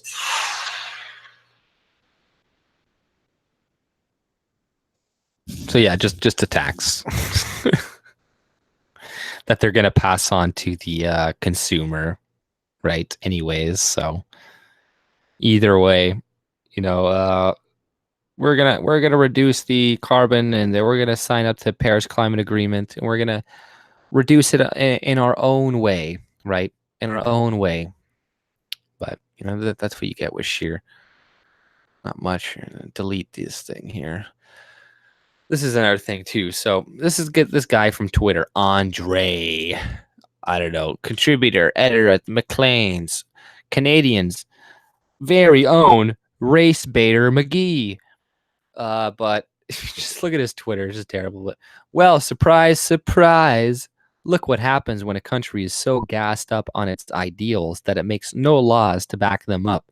Canada is even more discriminatory than the U.S. in hiring practices. So, you know, yeah, he's complaining about that. Guess I'll click on the article, see what it is. I haven't even read it. But there may Canadian visible minorities are more likely to face discrimination in hiring than their American counterparts, according to a new survey of 9 countries that found Canada is near the top of prejudice in hiring. Like, on what standards? Like, really? But the researchers behind the study have a theory that one way to address the problem may be as simple as requiring employers to request more detailed information from applicants at the start of the process. In a study published in Sociology Science this week, Northwestern University sociologist Lincoln Quilliam and colleagues analyzed the results of 97 field experiments in hiring in which fictional job applicants were created to track how they fared in a job interview process. So in all, researchers looked at more than 200,000 job applicants and broke down the results by race to see whether minority candidates with similar qualifications to white ones got as many callbacks. To no one's surprise, they didn't. The data shows nearly ubiquitous discrimination against racial and ethnic minority groups, the researchers concluded in the paper published Monday. But there are notable differences between results. The 9 countries surveyed, France, Sweden were found to have the highest likelihood of discrimination. So France and Sweden, really? Really? Sweden? The most racist fucking, like, this is just a coincidence that somehow all these white countries that take in the most immigrants, France, Sweden, Canada, UK, US, Norway, Germany, they're all the most racist. Oh, okay. Okay. That makes a lot of sense. Really? I don't know. You can never trust these fucking statistics and shit, guys. Like, that's just, just complete bullshit. Africans and Asians are all discriminated against. For white immigrants, by contrast, it's lower and often not statistically significant. There is no evidence of reverse discrimination against white natives in hiring. Oh, but all these whenever I go into a store owned by a fucking Indian person, I always see tons of white people working for them. No, never the case. But somehow there's no reverse discrimination, and they put it in this quotes here like this as like like a shot at us, like a jab, like a joke, like reverse racism doesn't exist. No, racism exists against white people. You don't have to call it reverse discrimination, reverse racism. It's just called discrimination. But they add this reverse to, like, I don't know, diminish it for some reason, right? But fuck, no other countries require monitoring of the racial and ethnic makeups of ranks of employees as is required for large employers in the U.S., Quilliam said in a statement. For instance, large employers in the U.S. are required to report race and ethnicities of employees at different ranks of the Equal Employment Opportunity Commission. So, meanwhile, in France, where discrimination is most common, employers aren't allowed to inquire about race of applicants. So, clearly it's probably a lot of it's political, and a lot of people are just faking and bullshitting discrimination, just saying they're being discriminated against, so then they can push forward some type of law like they have in the U.S. that like an Equal Employment Opportunity Commission to make sure the French do not measure race or ethnicity in any official or most unofficial capacities, which makes knowledge of racial and ethnicity inequality in France very limited and makes it difficult to monitor hiring or promotion for discrimination, Quilliam said. So it's funny. It's like they do it eventually. They do a blind thing like that to prevent discrimination, so then people don't hire based on race. But now, because it's blind and they don't take racial, now they're like, well, now you have to take down racial stats so then we can discriminate against whites and pick specifically blacks and Muslims and Asians and all this other stuff over you. You guys got to start measuring the fucking race. Laws exclude, what is this? Laws exclude white men? Are they? I can see this black guy's laughing. It's so overwhelming. Did you see the case here? It's funny that I don't know why Google, for instance, YouTube of excluding white and Asian men in. Okay, this was just playing on its side. I gotta see this. Google is under fire. A lawsuit filed by a former employee accuses YouTube of excluding white and Asian men in hiring activity in order to boost James diversity. Guys, this isn't new territory here. Look at their smug attitude. Like white men discriminated against. You fucking privileged people. I'm so easy. They've been in the crosshairs before. They're facing 2 other suits for hiring practices. Dion, let me throw this to you first. What do you make of all of this? Sean, I'm just crying a river right now for these poor white men that can't get jobs here in America. It's a crime. It's horrible. YouTube, which is something like 90% white, isn't hiring any more white men. How will these white men get jobs anywhere? We need to someone get President Trump on the phone. Someone call him. How many of those white men are actually Jewish? How he said 90% white, and how many of those white are women? And the country is still a predominantly white fucking country. In the National Guard, these white men are being excluded from jobs. Oh my God, they're trying to hire women and people of color. And James Damore had tons of evidence showing YouTube specifically trying to censor conservative content, trying to discriminate against white men specifically. In a university, in an industry that's overwhelmingly white and male. Oh Lord, Well, Dion, going off what you were saying. tell us what you really think. According to a 2014 survey, this is by Equal Employment Opportunity Commission, in the still. tech industry, it was about 70% of employees. I wonder what their last names are. Just curious. Ah, cunt. Son of a bitch. 14 survey, this is by Equal Employment Opportunity Commission, in the still. tech industry, it was about 70% of. See, this is the reaction white people will get in the future when we're still being, when it's more and more discrimination open against people. It's going to be met with laughter, derision, smugness, contempt. That's what you're going to get from people. White. So it's exactly whatever you're saying. It's so overwhelming. Indy, do you have a case here? It's funny that I don't know why Google, for instance, in particular, has these people who see fit to sue the company. Because there's a problem at other. Well, the problem. Let me be clear. The problem is making their workforces more diverse and inclusive. Oh wait! The problem isn't. Oh, wait! You're like, wait! I'm not saying white men have a problem. Look at her. She's looking at him like, were you about to sympathize? No. Don't get me wrong. Don't. He was about to do it. I know it. Look at his nose. Look at his nose. I don't know. The problem isn't discrimination to my mind. I agree with his sarcasm. See, he's like, it's not. No, there's no. Sarcastic, by the way. I'm okay. No, he's being sarcastic. But to be clear, I just want to be clear. But other companies aren't getting sued by these poor, downtrodden white people, and these are, and again, so I'm being sarcastic like you. So these people, they're highly skilled individuals, and the reason I know that is because they work at Google. So you can't get a job at Google unless you're, in the 0.1% of all Americans. I mean, really. So it's not true. A lot of them are fucking idiots. The fact that you feel discriminated against and can't vote with your feet or whatever, you don't like it there, leave and get a job somewhere else. I have very little sympathy. I mean, Google is extremely good at making. But bake that cake, you fucking Christian bigots. A lot of money and making good business decisions. So whatever they're doing appears to be merit-based regardless.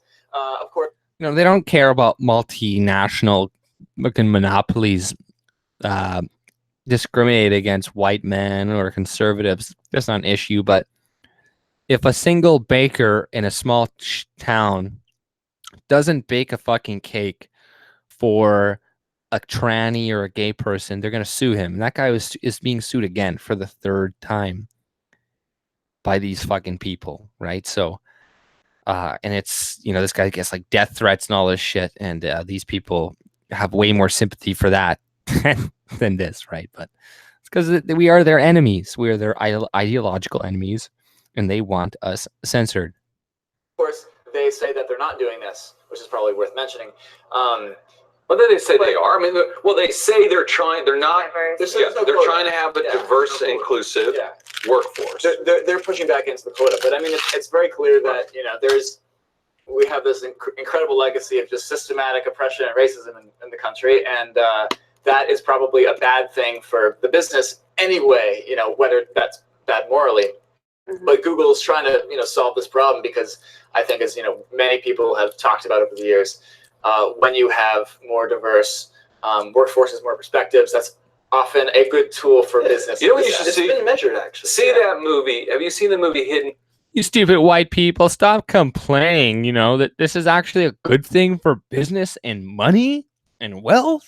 Figures, which is the movie about the African American women who are working for NASA, and they're Oh my god, Hollywood just comes out with these fucking movies on purpose just to promote their fucking agenda. Just like that recent one with the whole Netflix movie with those 5 students or kids that were accused of rape or something. Just perfect timing because Trump said something about it, so now they can bring that up and be like, right before the election. In the early 1960s in the space program. You should see that movie because that sort of spells it all out. It's like these people were excluded and they couldn't figure anything out. It's like, why don't you guys come in the room and we can actually figure out how to put John Glenn into space? Yeah. Right? Oh, we wouldn't have gotten to space if it wasn't for these 3 black women. And it's a well-known fact that if you have a more diverse workforce, then you get better ideas, you generate better content, and it's a better business model. It's not true.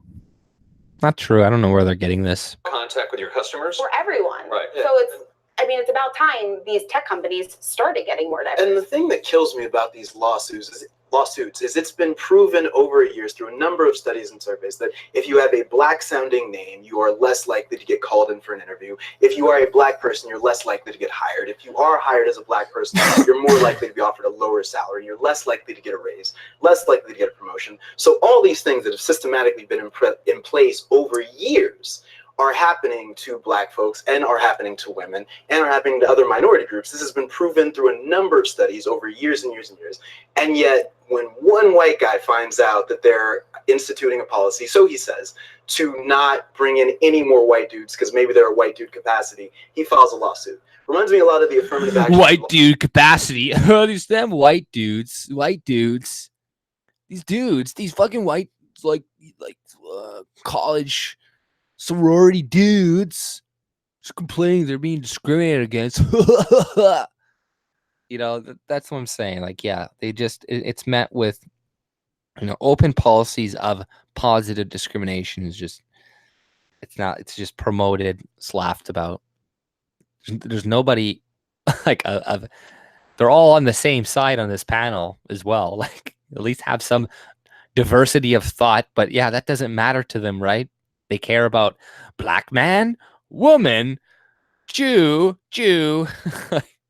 Lawsuits against universities back in the day that were coming out, after black people were literally excluded from being enrolled in colleges. One white guy or white woman finds out that she's not going to be getting her spot in the college of her choice and files a lawsuit. It's really kind of ridiculous. I just want to make that point again, that not only is this a white guy suing against going into this, he's a white guy who works at Google. He works at Google. Again, my sympathy level is extremely low. I mean, also I'm thinking about these tech companies like Google and Apple that are so predominantly white and Asian and don't have a whole lot of other diversity. They're all men pretty much. Yeah, too. Asian men. And one thing which is interesting is when you look at for ages using a camera, all the cameras were super racist, and they would make white people look, they would sort of be tailored to white skin, white features, and it would. Cameras were super racist.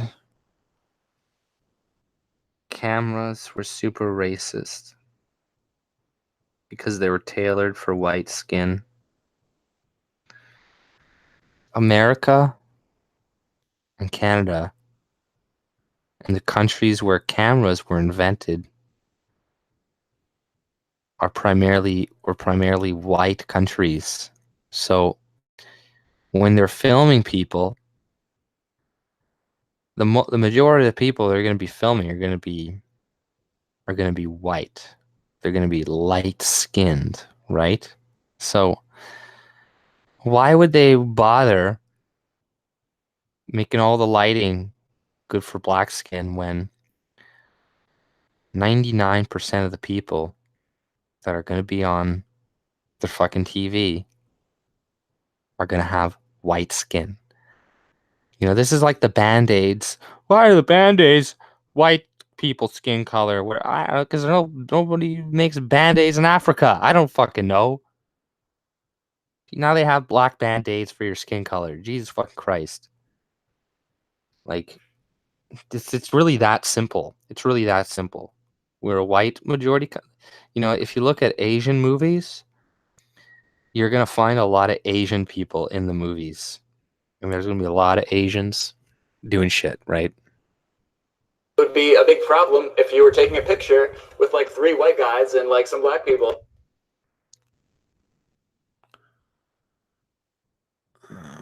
Check out. 90% of them don't have even a code. Jews, guests. Oh, I wasn't sharing it. Oh, son of a bitch. Or is it stop sharing? Or was it sharing? Okay, I guess it was sharing. Thought it wasn't sharing there for a second. Excellent again. More likely to job with no qualifications. But yeah, right. So it's kind of fucked up. Cameras are racist. Yeah, right. Cameras are racist. Okay, that was sharing. Okay, I thought it wasn't sharing for a second. It wasn't showing that it was sharing. But let me check out the chat here. Let's see who's still seeing. Is that guy still streaming? No, he's not. Okay. Let's see here. Well, one moment. Let me copy, close.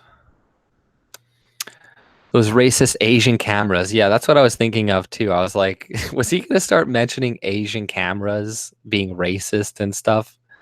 The reason why the Band-Aids are white is to save costs. That's their natural color without dye. It costs money to buy color dye. Good point, Don the Furious, right? You know, I didn't even know that. But, you know, there's oftentimes a lot of simple explanations for these things. But they're always going to say, it's because of racism. It's because of this. It's because of that. You know, I'm gonna share you guys that this guy's Andre, his Twitter account, because it's pretty just disgusting, right? This is, like I say, he's the residential, you know, black victim person, right?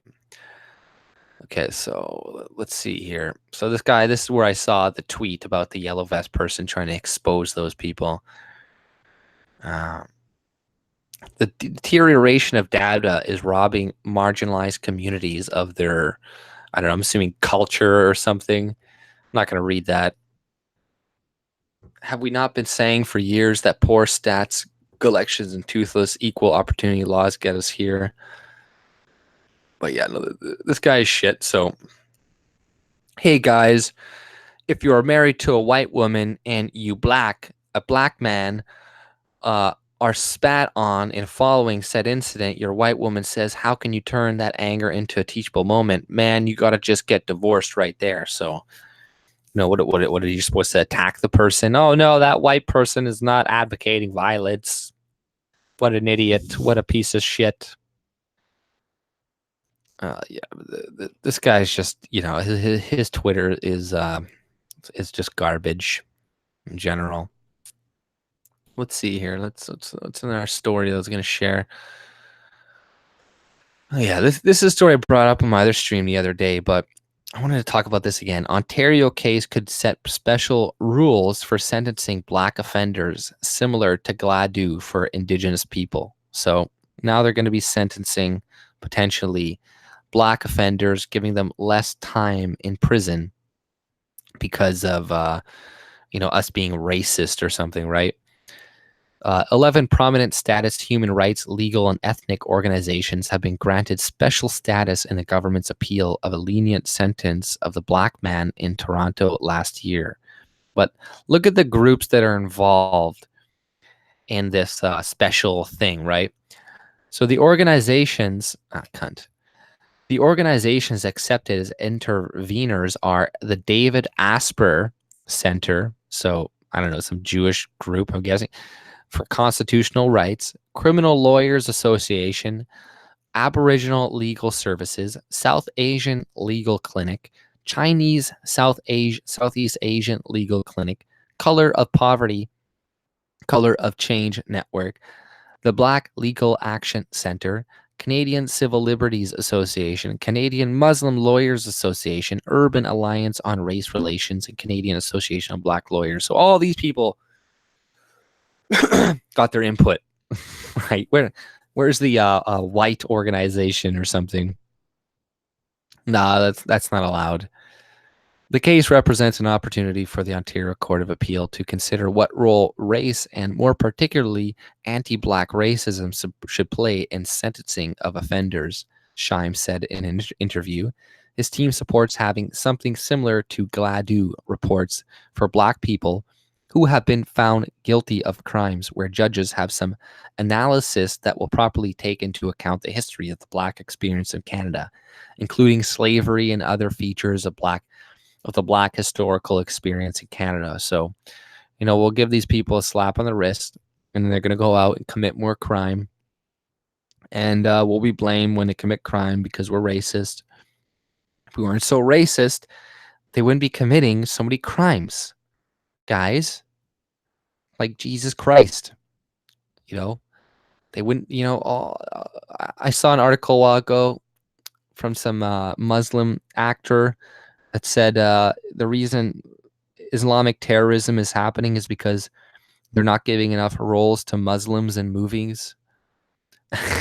You're like that guy who was in the Jedi. He was like that fucking Jedi movie. And this is funny. I'm sure you guys heard about this. They're like, politicians behaving badly. Rash of rudeness marks a fading sense of civility in government. So they bring up a bunch of examples and they show like a picture of this guy, going with this Greenpeace activist who just kind of barged in. She's like, ah! And then he just kind of grabbed her, which is pretty funny. I like the way he grabbed her. It was like he just like pushed her against the wall. Pretty hilarious. Okay, I don't know. It's not showing. Let me refresh the page. Maybe that will fix it. The video of the event. What the hell? Okay. There we go.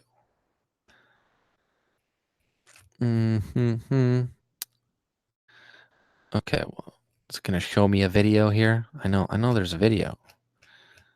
Okay, right here. You'll see, it's pretty funny. There's this growing wave of climate litigation all around the world. Because communities who are often...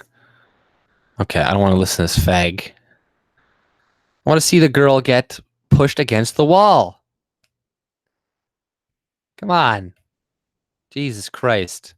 Oh, there it is.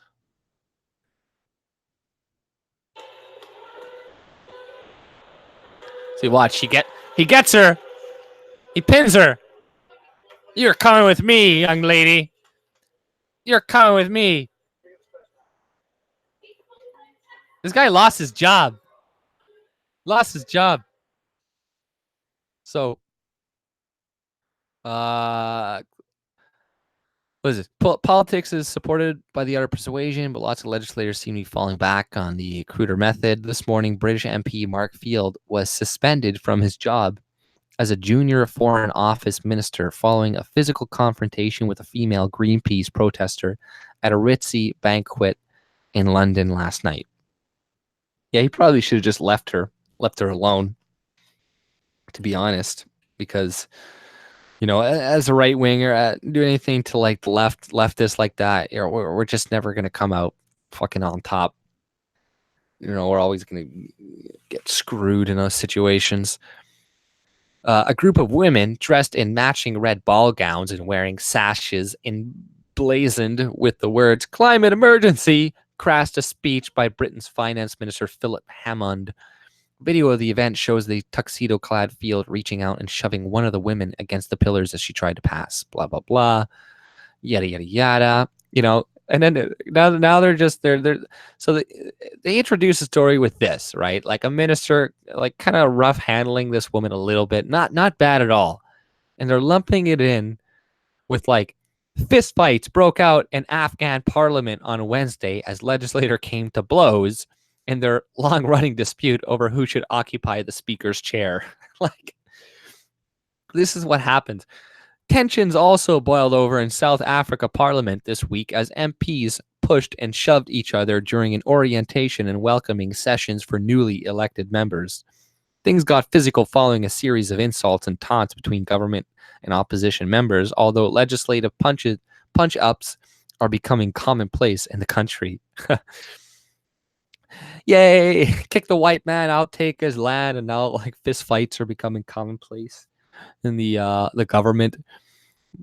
Like, you know, I was looking in Canada, they're all like, oh my god, Jason Kennedy passed around earplugs when the NDP was talking about something. What a piece of what a horrible scumbag. Wow, how could he do this?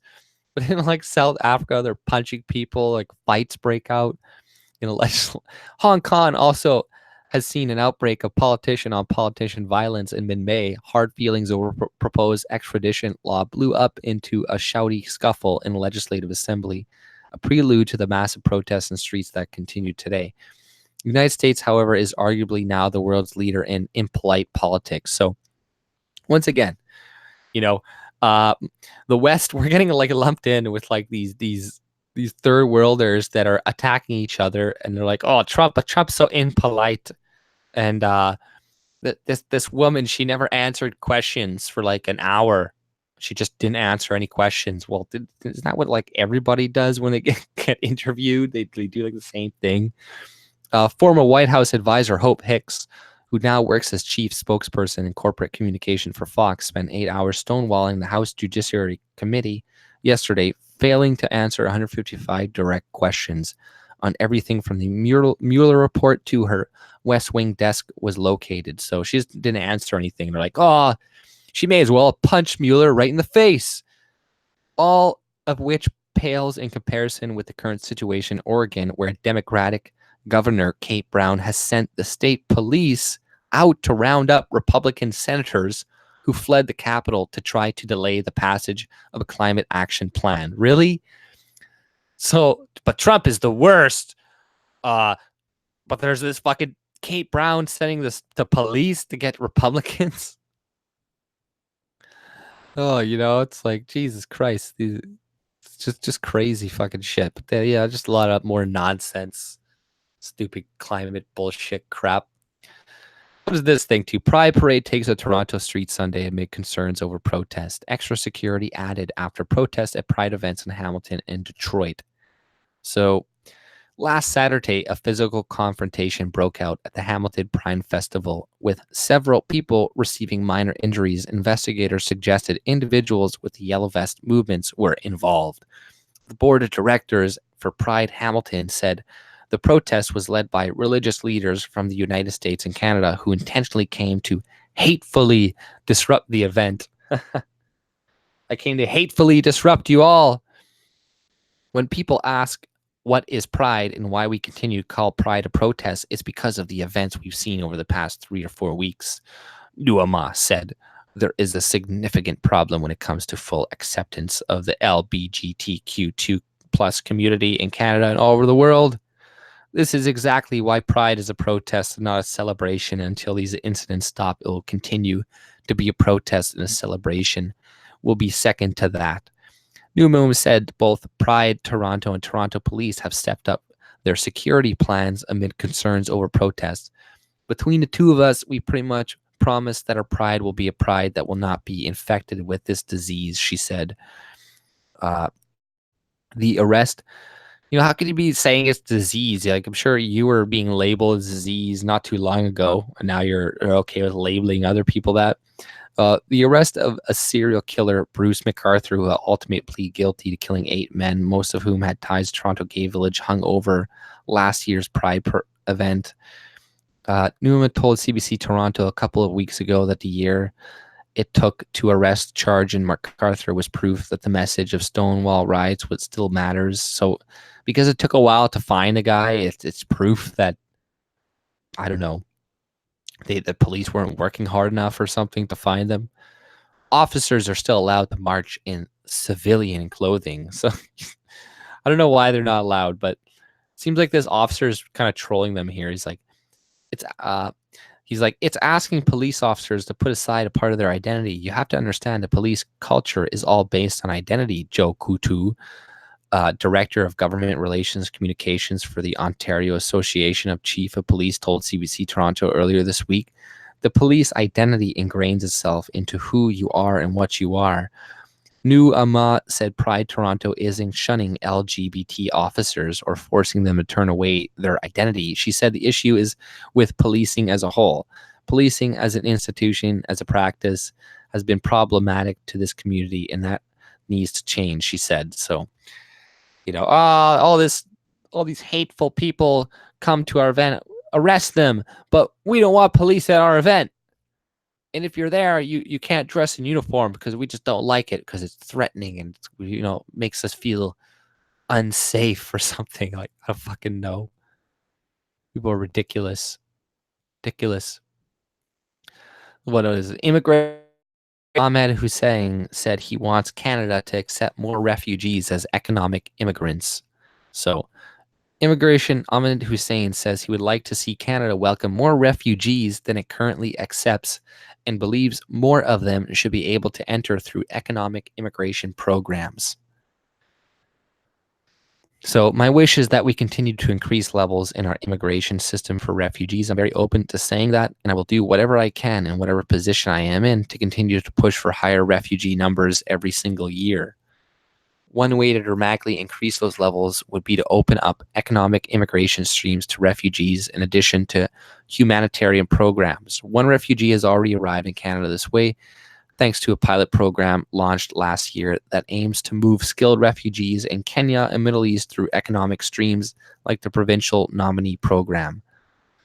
So, you know, instead of thinking of refugees as people who just want a resettlement and people who are passive recipients of aid, how about reimagining refugees as people who have assets to contribute, who have talents and skills that we need in Canada?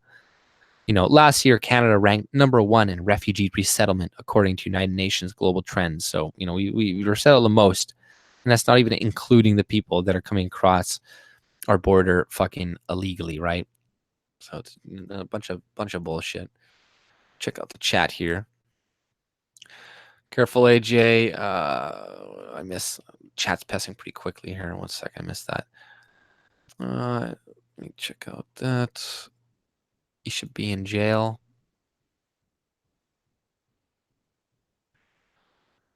Lots of Africans here. Snow and detergents, white supremacists. I kind of want a government that's willing to first fight at this point. It was funny when he got down stage and hung on the railings.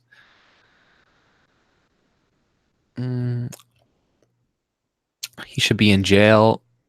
Nope, just Jewish subversion. Champion the importance. Back in the closet never stops worsening. Terrorist is a job skill. But yeah, if anybody's got any questions, throw AJ Elicits in the chat, and I'll go to answer that. But I think actually I'm probably gonna. It would be a huge. Oh fuck! I'm not listening to that anymore. But I don't really have too much else that I have to show. I think I was gonna cover another story, but it's kind of long. I don't really want to read it right now. Unless somebody has got any videos they want to send me per se, want to comment on, I'll do a quick comment on it or something, or a quick video or article, maybe. Canada needs more refugees skilled in acid attacks. Yeah, I agree with you. I agree, Earl. We need more acid attacks, more things like that. Everybody hit the like button, hit the subscribe, join my Discord. Don't leave yet. I'm going to share my Discord link and make sure you follow that, subscribe to it. I should have shared my stream in there earlier, actually. That would have been good. Here, one sec here. Thank you, Fredrick. Thank you, buddy. Here's my Discord link. We need refugees to do the jobs people won't do, like voting Liberal. Yeah, exactly, right. That's a good thing. Yeah, nobody wants to do that job, and that's the thing too.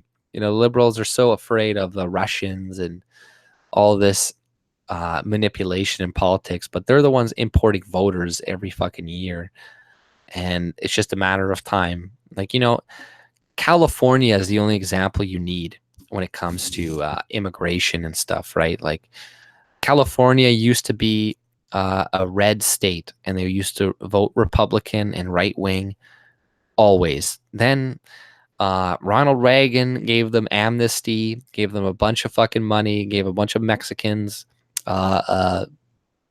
whatever, and now that state is never going to be right ever again. And yeah, same with Texas, going to probably go blue because of immigration. Need a politician like this. Let me see here. Okay, kind of. One sec here. I gotta bring back my other video as well. But yeah, I put my link in the description there for Discord. Here, I have to go back. Ralph versus Malik or something. Let me check that out. Let me see here.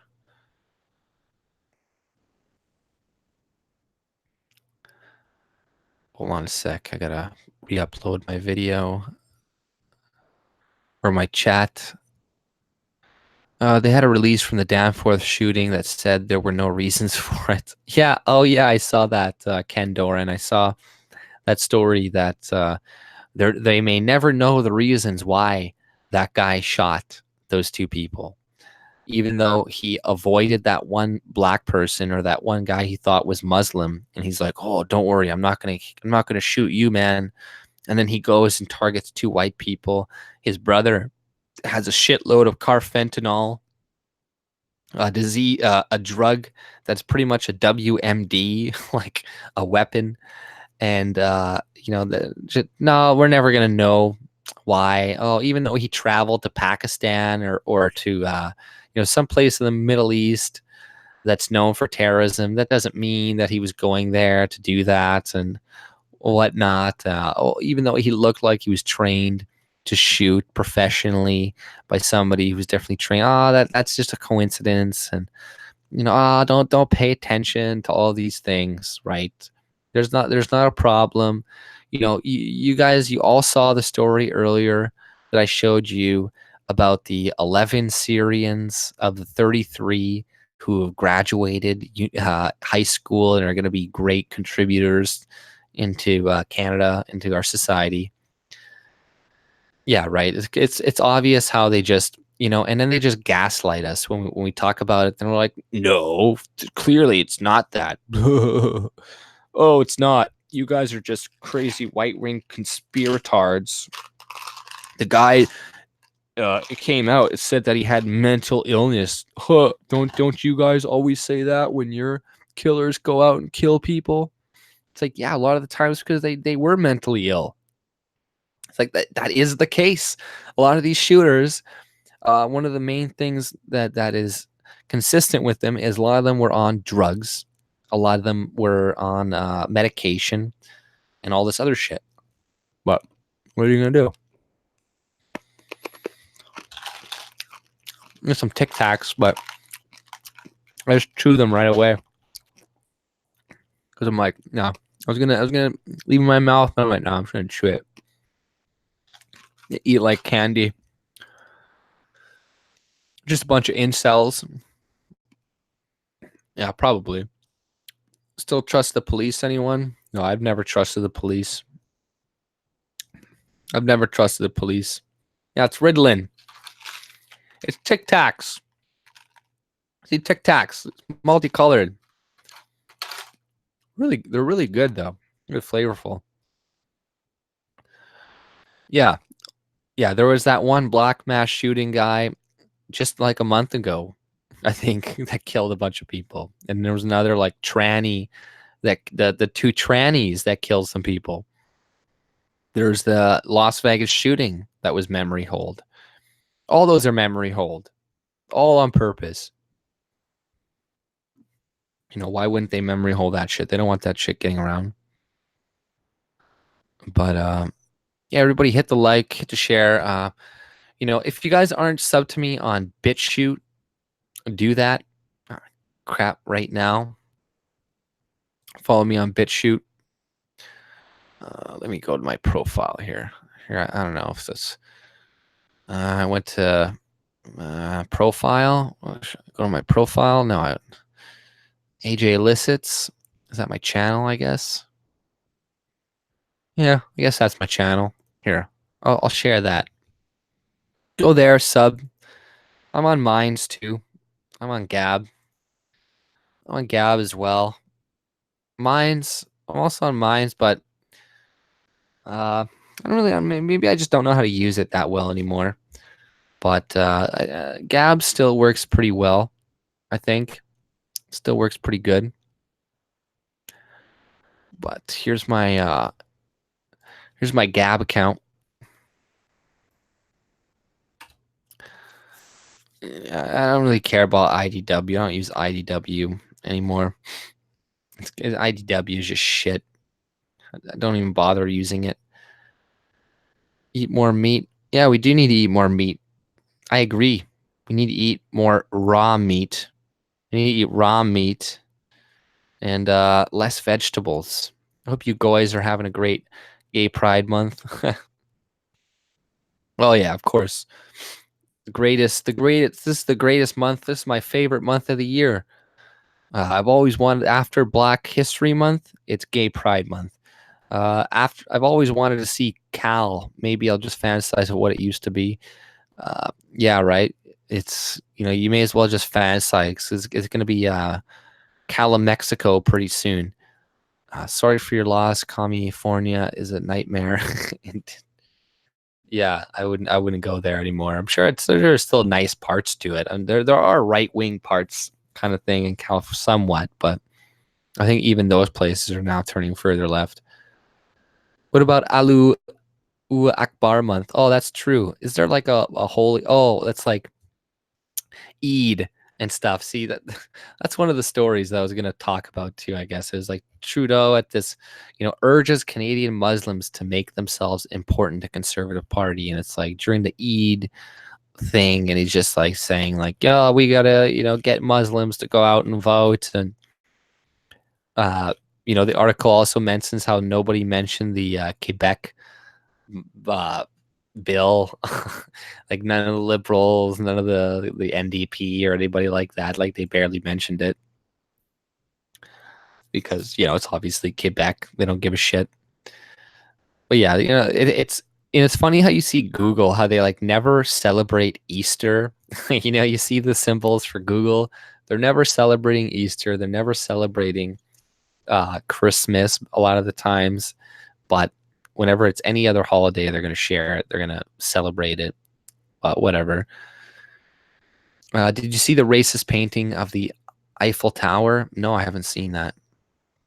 Wasn't it National Refugee Day? Yeah, I don't know. I see these days on Twitter, and it seems like every other week it's some like National Refugee Day or National Trans Awareness Day. I think they just slightly change up the word and then say bi and gay and trans awareness day, and then 2 or 3 weeks later they're like it's gays and lesbians and homos awareness week, and then a month later they'll be like it's the blah blah blah blah blah tranny specific men whatever. Like it feels like every other week there's something. I don't know, Twitter. I see that, those stupid events. Have a good bike ride with your kids, Fredrick, man. Take it easy, dude. Don't get in an accident. I know your kids probably don't have the best peripheral vision. No, I'm kidding. I'm joking. Take it easy, man. Peace. Let's get inside of what we have to look at. day. I want my old life back every day for me. The progressiveness is particularly bad in the atmosphere. Bye for now. I'm kidding. I like my calendar for Petra. It's not a jike. What's that? Oh, a joke? Still laughing at one. Yeah, right. I know. Sorry. I say terrible things sometimes.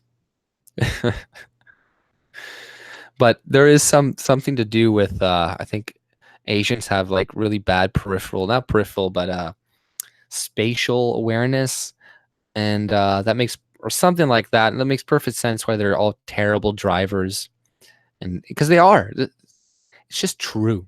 It's not a stereotype. It's true, and it has to be genetic. I'm thinking, that's the only real explanation for it. I don't think it's cultural. Maybe partly, but I think I'm gonna end here, guys. I've been going on for a couple hours now.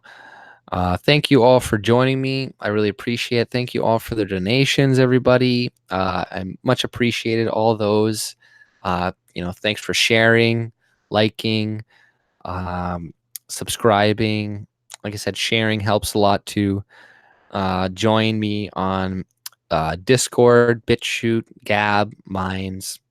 All those things are a good resource just in case I do get removed. So at least, like I said, stay on YouTube as long as you can, but also still go on these platforms and still use them and try to build something on there at least. So then at least your core audience or people that still want to at least know what's going on will know, oh, all of your shit's been terminated or whatever, right?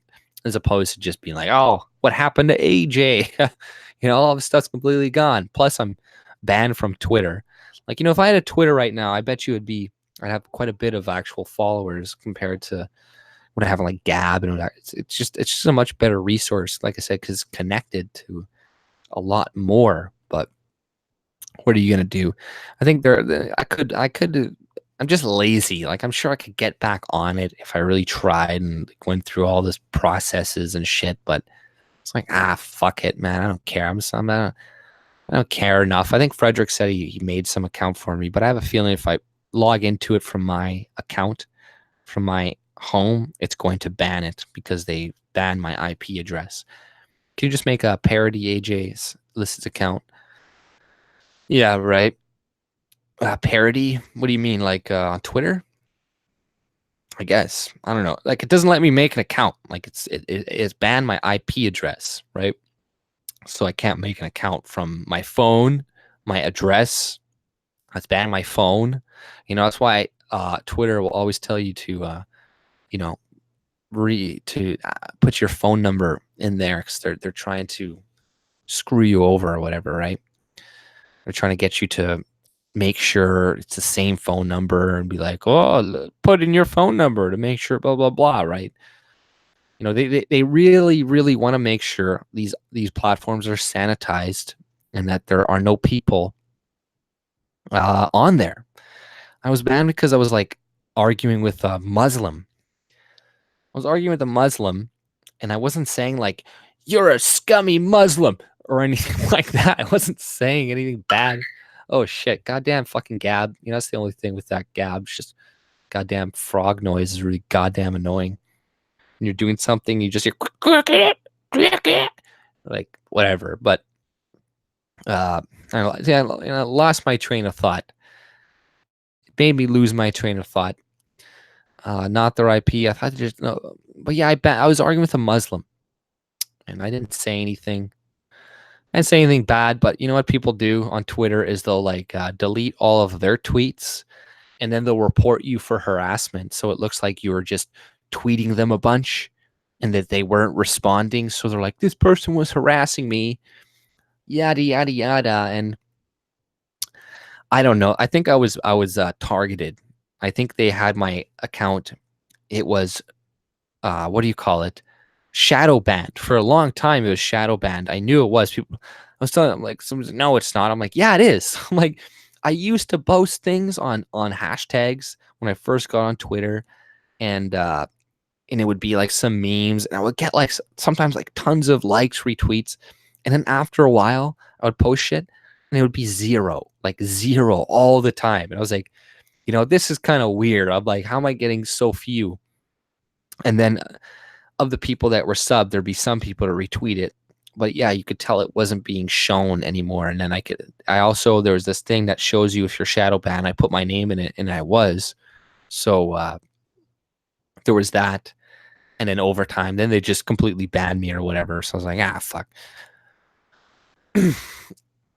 Yeah, well, no, World War III, you know what's going to happen is they're going to go for the energy systems, right? Because the thing is, back in the day, people used to not be so dependent on energy and resources the way that we are today, like computers, technology, electricity. But in the future, what they're going to do is they're going to target like our internet lines, our energy sources, and all that stuff, because then people will be completely fucked, right? And you know, they won't have to. So yeah, they might have. We'll be using sticks and stones, maybe. Who knows? You have a lot of videos on your playlist that look good. Oh, thank you. Oh yeah. Oh, Ken. Yeah, Saint Jean has a good. What do you call it? Taste in YouTubers. Clearly, that's why she's subscribed to me. Clearly, no, but she's got some good taste. But yeah, disagreeing with a Muslim is hate speech. So, you know, for me, Twitter was a good resource for news and keeping informed on certain things, because there was a lot of people on there releasing a lot of good information, and kind of keeps you track with a lot of different stuff. But it's not even, I wouldn't say it's a place to necessarily change minds per se. I wouldn't say I would use it as a place to go. Like, you could reach some people, you can convince some people on Twitter, but not really. Like, I'm sure you can convince some people, I guess, after arguing with them on Twitter for a long time. But you know, it's good for memes. You know, I think those are good for sharing memes. It kind of like can kind of wake some people up, I guess, to some extent. But I'll be honest, like for me, all of the red pilling for me that happened, none of it was on Twitter. None of it was me seeing. I never saw a meme and was like, "Whoa, I'm red pilled now because this meme red pilled me." Right? It was watching a YouTube video or content or reading a book or something like that, like watching some YouTube or something that kind of shows me something or shows something like that. And you're like, "Oh wow, you know, that's it." Or I guess maybe on Twitter, sometimes there's videos that are being circulated on there that Twitter did introduce me to. So, but generally, it's not like a meme that's gonna like wake people up. It's gonna be some type of visual content, some books, some type of reading material of some sort, right? But memes are still good, though. I'm not saying they're good. They're thought provoking, right? They have a place, but like Twitter's a good resource for information, but it was really easy to, you know, keep all, you know, to really curate all of your subs. So then all you're looking at is just like good shit. Who is Duke Willis? I don't know who Duke Willis is, Dino. Like, I guess I'll Google him or something. I'll Google him after this, but I honestly don't know. You keep referencing him like I'm supposed to know him, but I don't. Duke Willis. Sounds like a redhead. He sounds like a ginger, and I don't like gingers. Just telling you right now. I don't like gingers because they don't have a soul. Okay, so some old man with a big beard. Some old man. Canadian Patriot Report. I've never heard of this person. Who is this person? Don't worry about him. He blocked me. Oh, never heard of him. Nope, he's not AJ Elicits. If minds were being changed, they wouldn't work so hard to ban us. Well, yeah, right. I'm not saying you're right. I'm not saying Twitter can't change minds. I'm saying for me personally, I was never convinced off of a meme or something, right? But it's still good to like Twitter. I've been pointed in many directions of new YouTubers from Twitter as well, right? You know what I mean? Like, I joined Twitter to follow a YouTuber that I liked, right? Like, I think I joined when I liked some of these YouTubers. I'm like, oh, I want to follow them, right? And then they introduce you to other things on Twitter because they share people, and then you're like, oh, who's this person? You look them up, and you're like, oh, this sort of make really interesting comments or really interesting perspectives. Yeah, right. There are really interesting perspectives on Twitter that are worthy and stuff. So yeah, like I said, I'm not actually not trying to degrade the usefulness of it either, right? Oh, okay, yeah, right. But yeah, YouTube for sure. Dave Cullen is reputed to possibly have a soul. Oh, right, yeah, Dave Cullen, he's a fucking ginger, but he might have a soul. I'll give him that. Fuck, when she gets nasty, she's a bitch. Yeah, redheads, you gotta be careful. I don't trust them, to be honest. I would never trust a redheaded person in my life. I wouldn't let them watch my kids. I wouldn't elect them in office. I wouldn't even piss on them if they were on fire. I'm kidding. I have nothing against my fucking boss is like a redhead now. I don't care. I'm joking. They're good people. They're good Irish folk, the good Irish people. Yeah, they're good. Yeah, smart. Yeah, those people think they're smart. Stupid, smug redheads. But yeah, enough for shitting on redhead people. I don't want to do that. Can't tell if they're on fire. I know. I'm sorry. No, I'm gonna feel bad. I don't mean it. I like redhead people. I'm kidding, man. That is truthfully the only group that we're allowed to hate the most. Redheads. Like, that's the group we can hate the most. But I think I'm gonna end it now, guys. Like I said, subscribe, share my content, follow me on Discord, Gab, all that are good stuff. But take it easy, guys. Have a good night, and say goodbye to Chupa as well there too. Hey, Chupa, say goodbye. Say goodbye.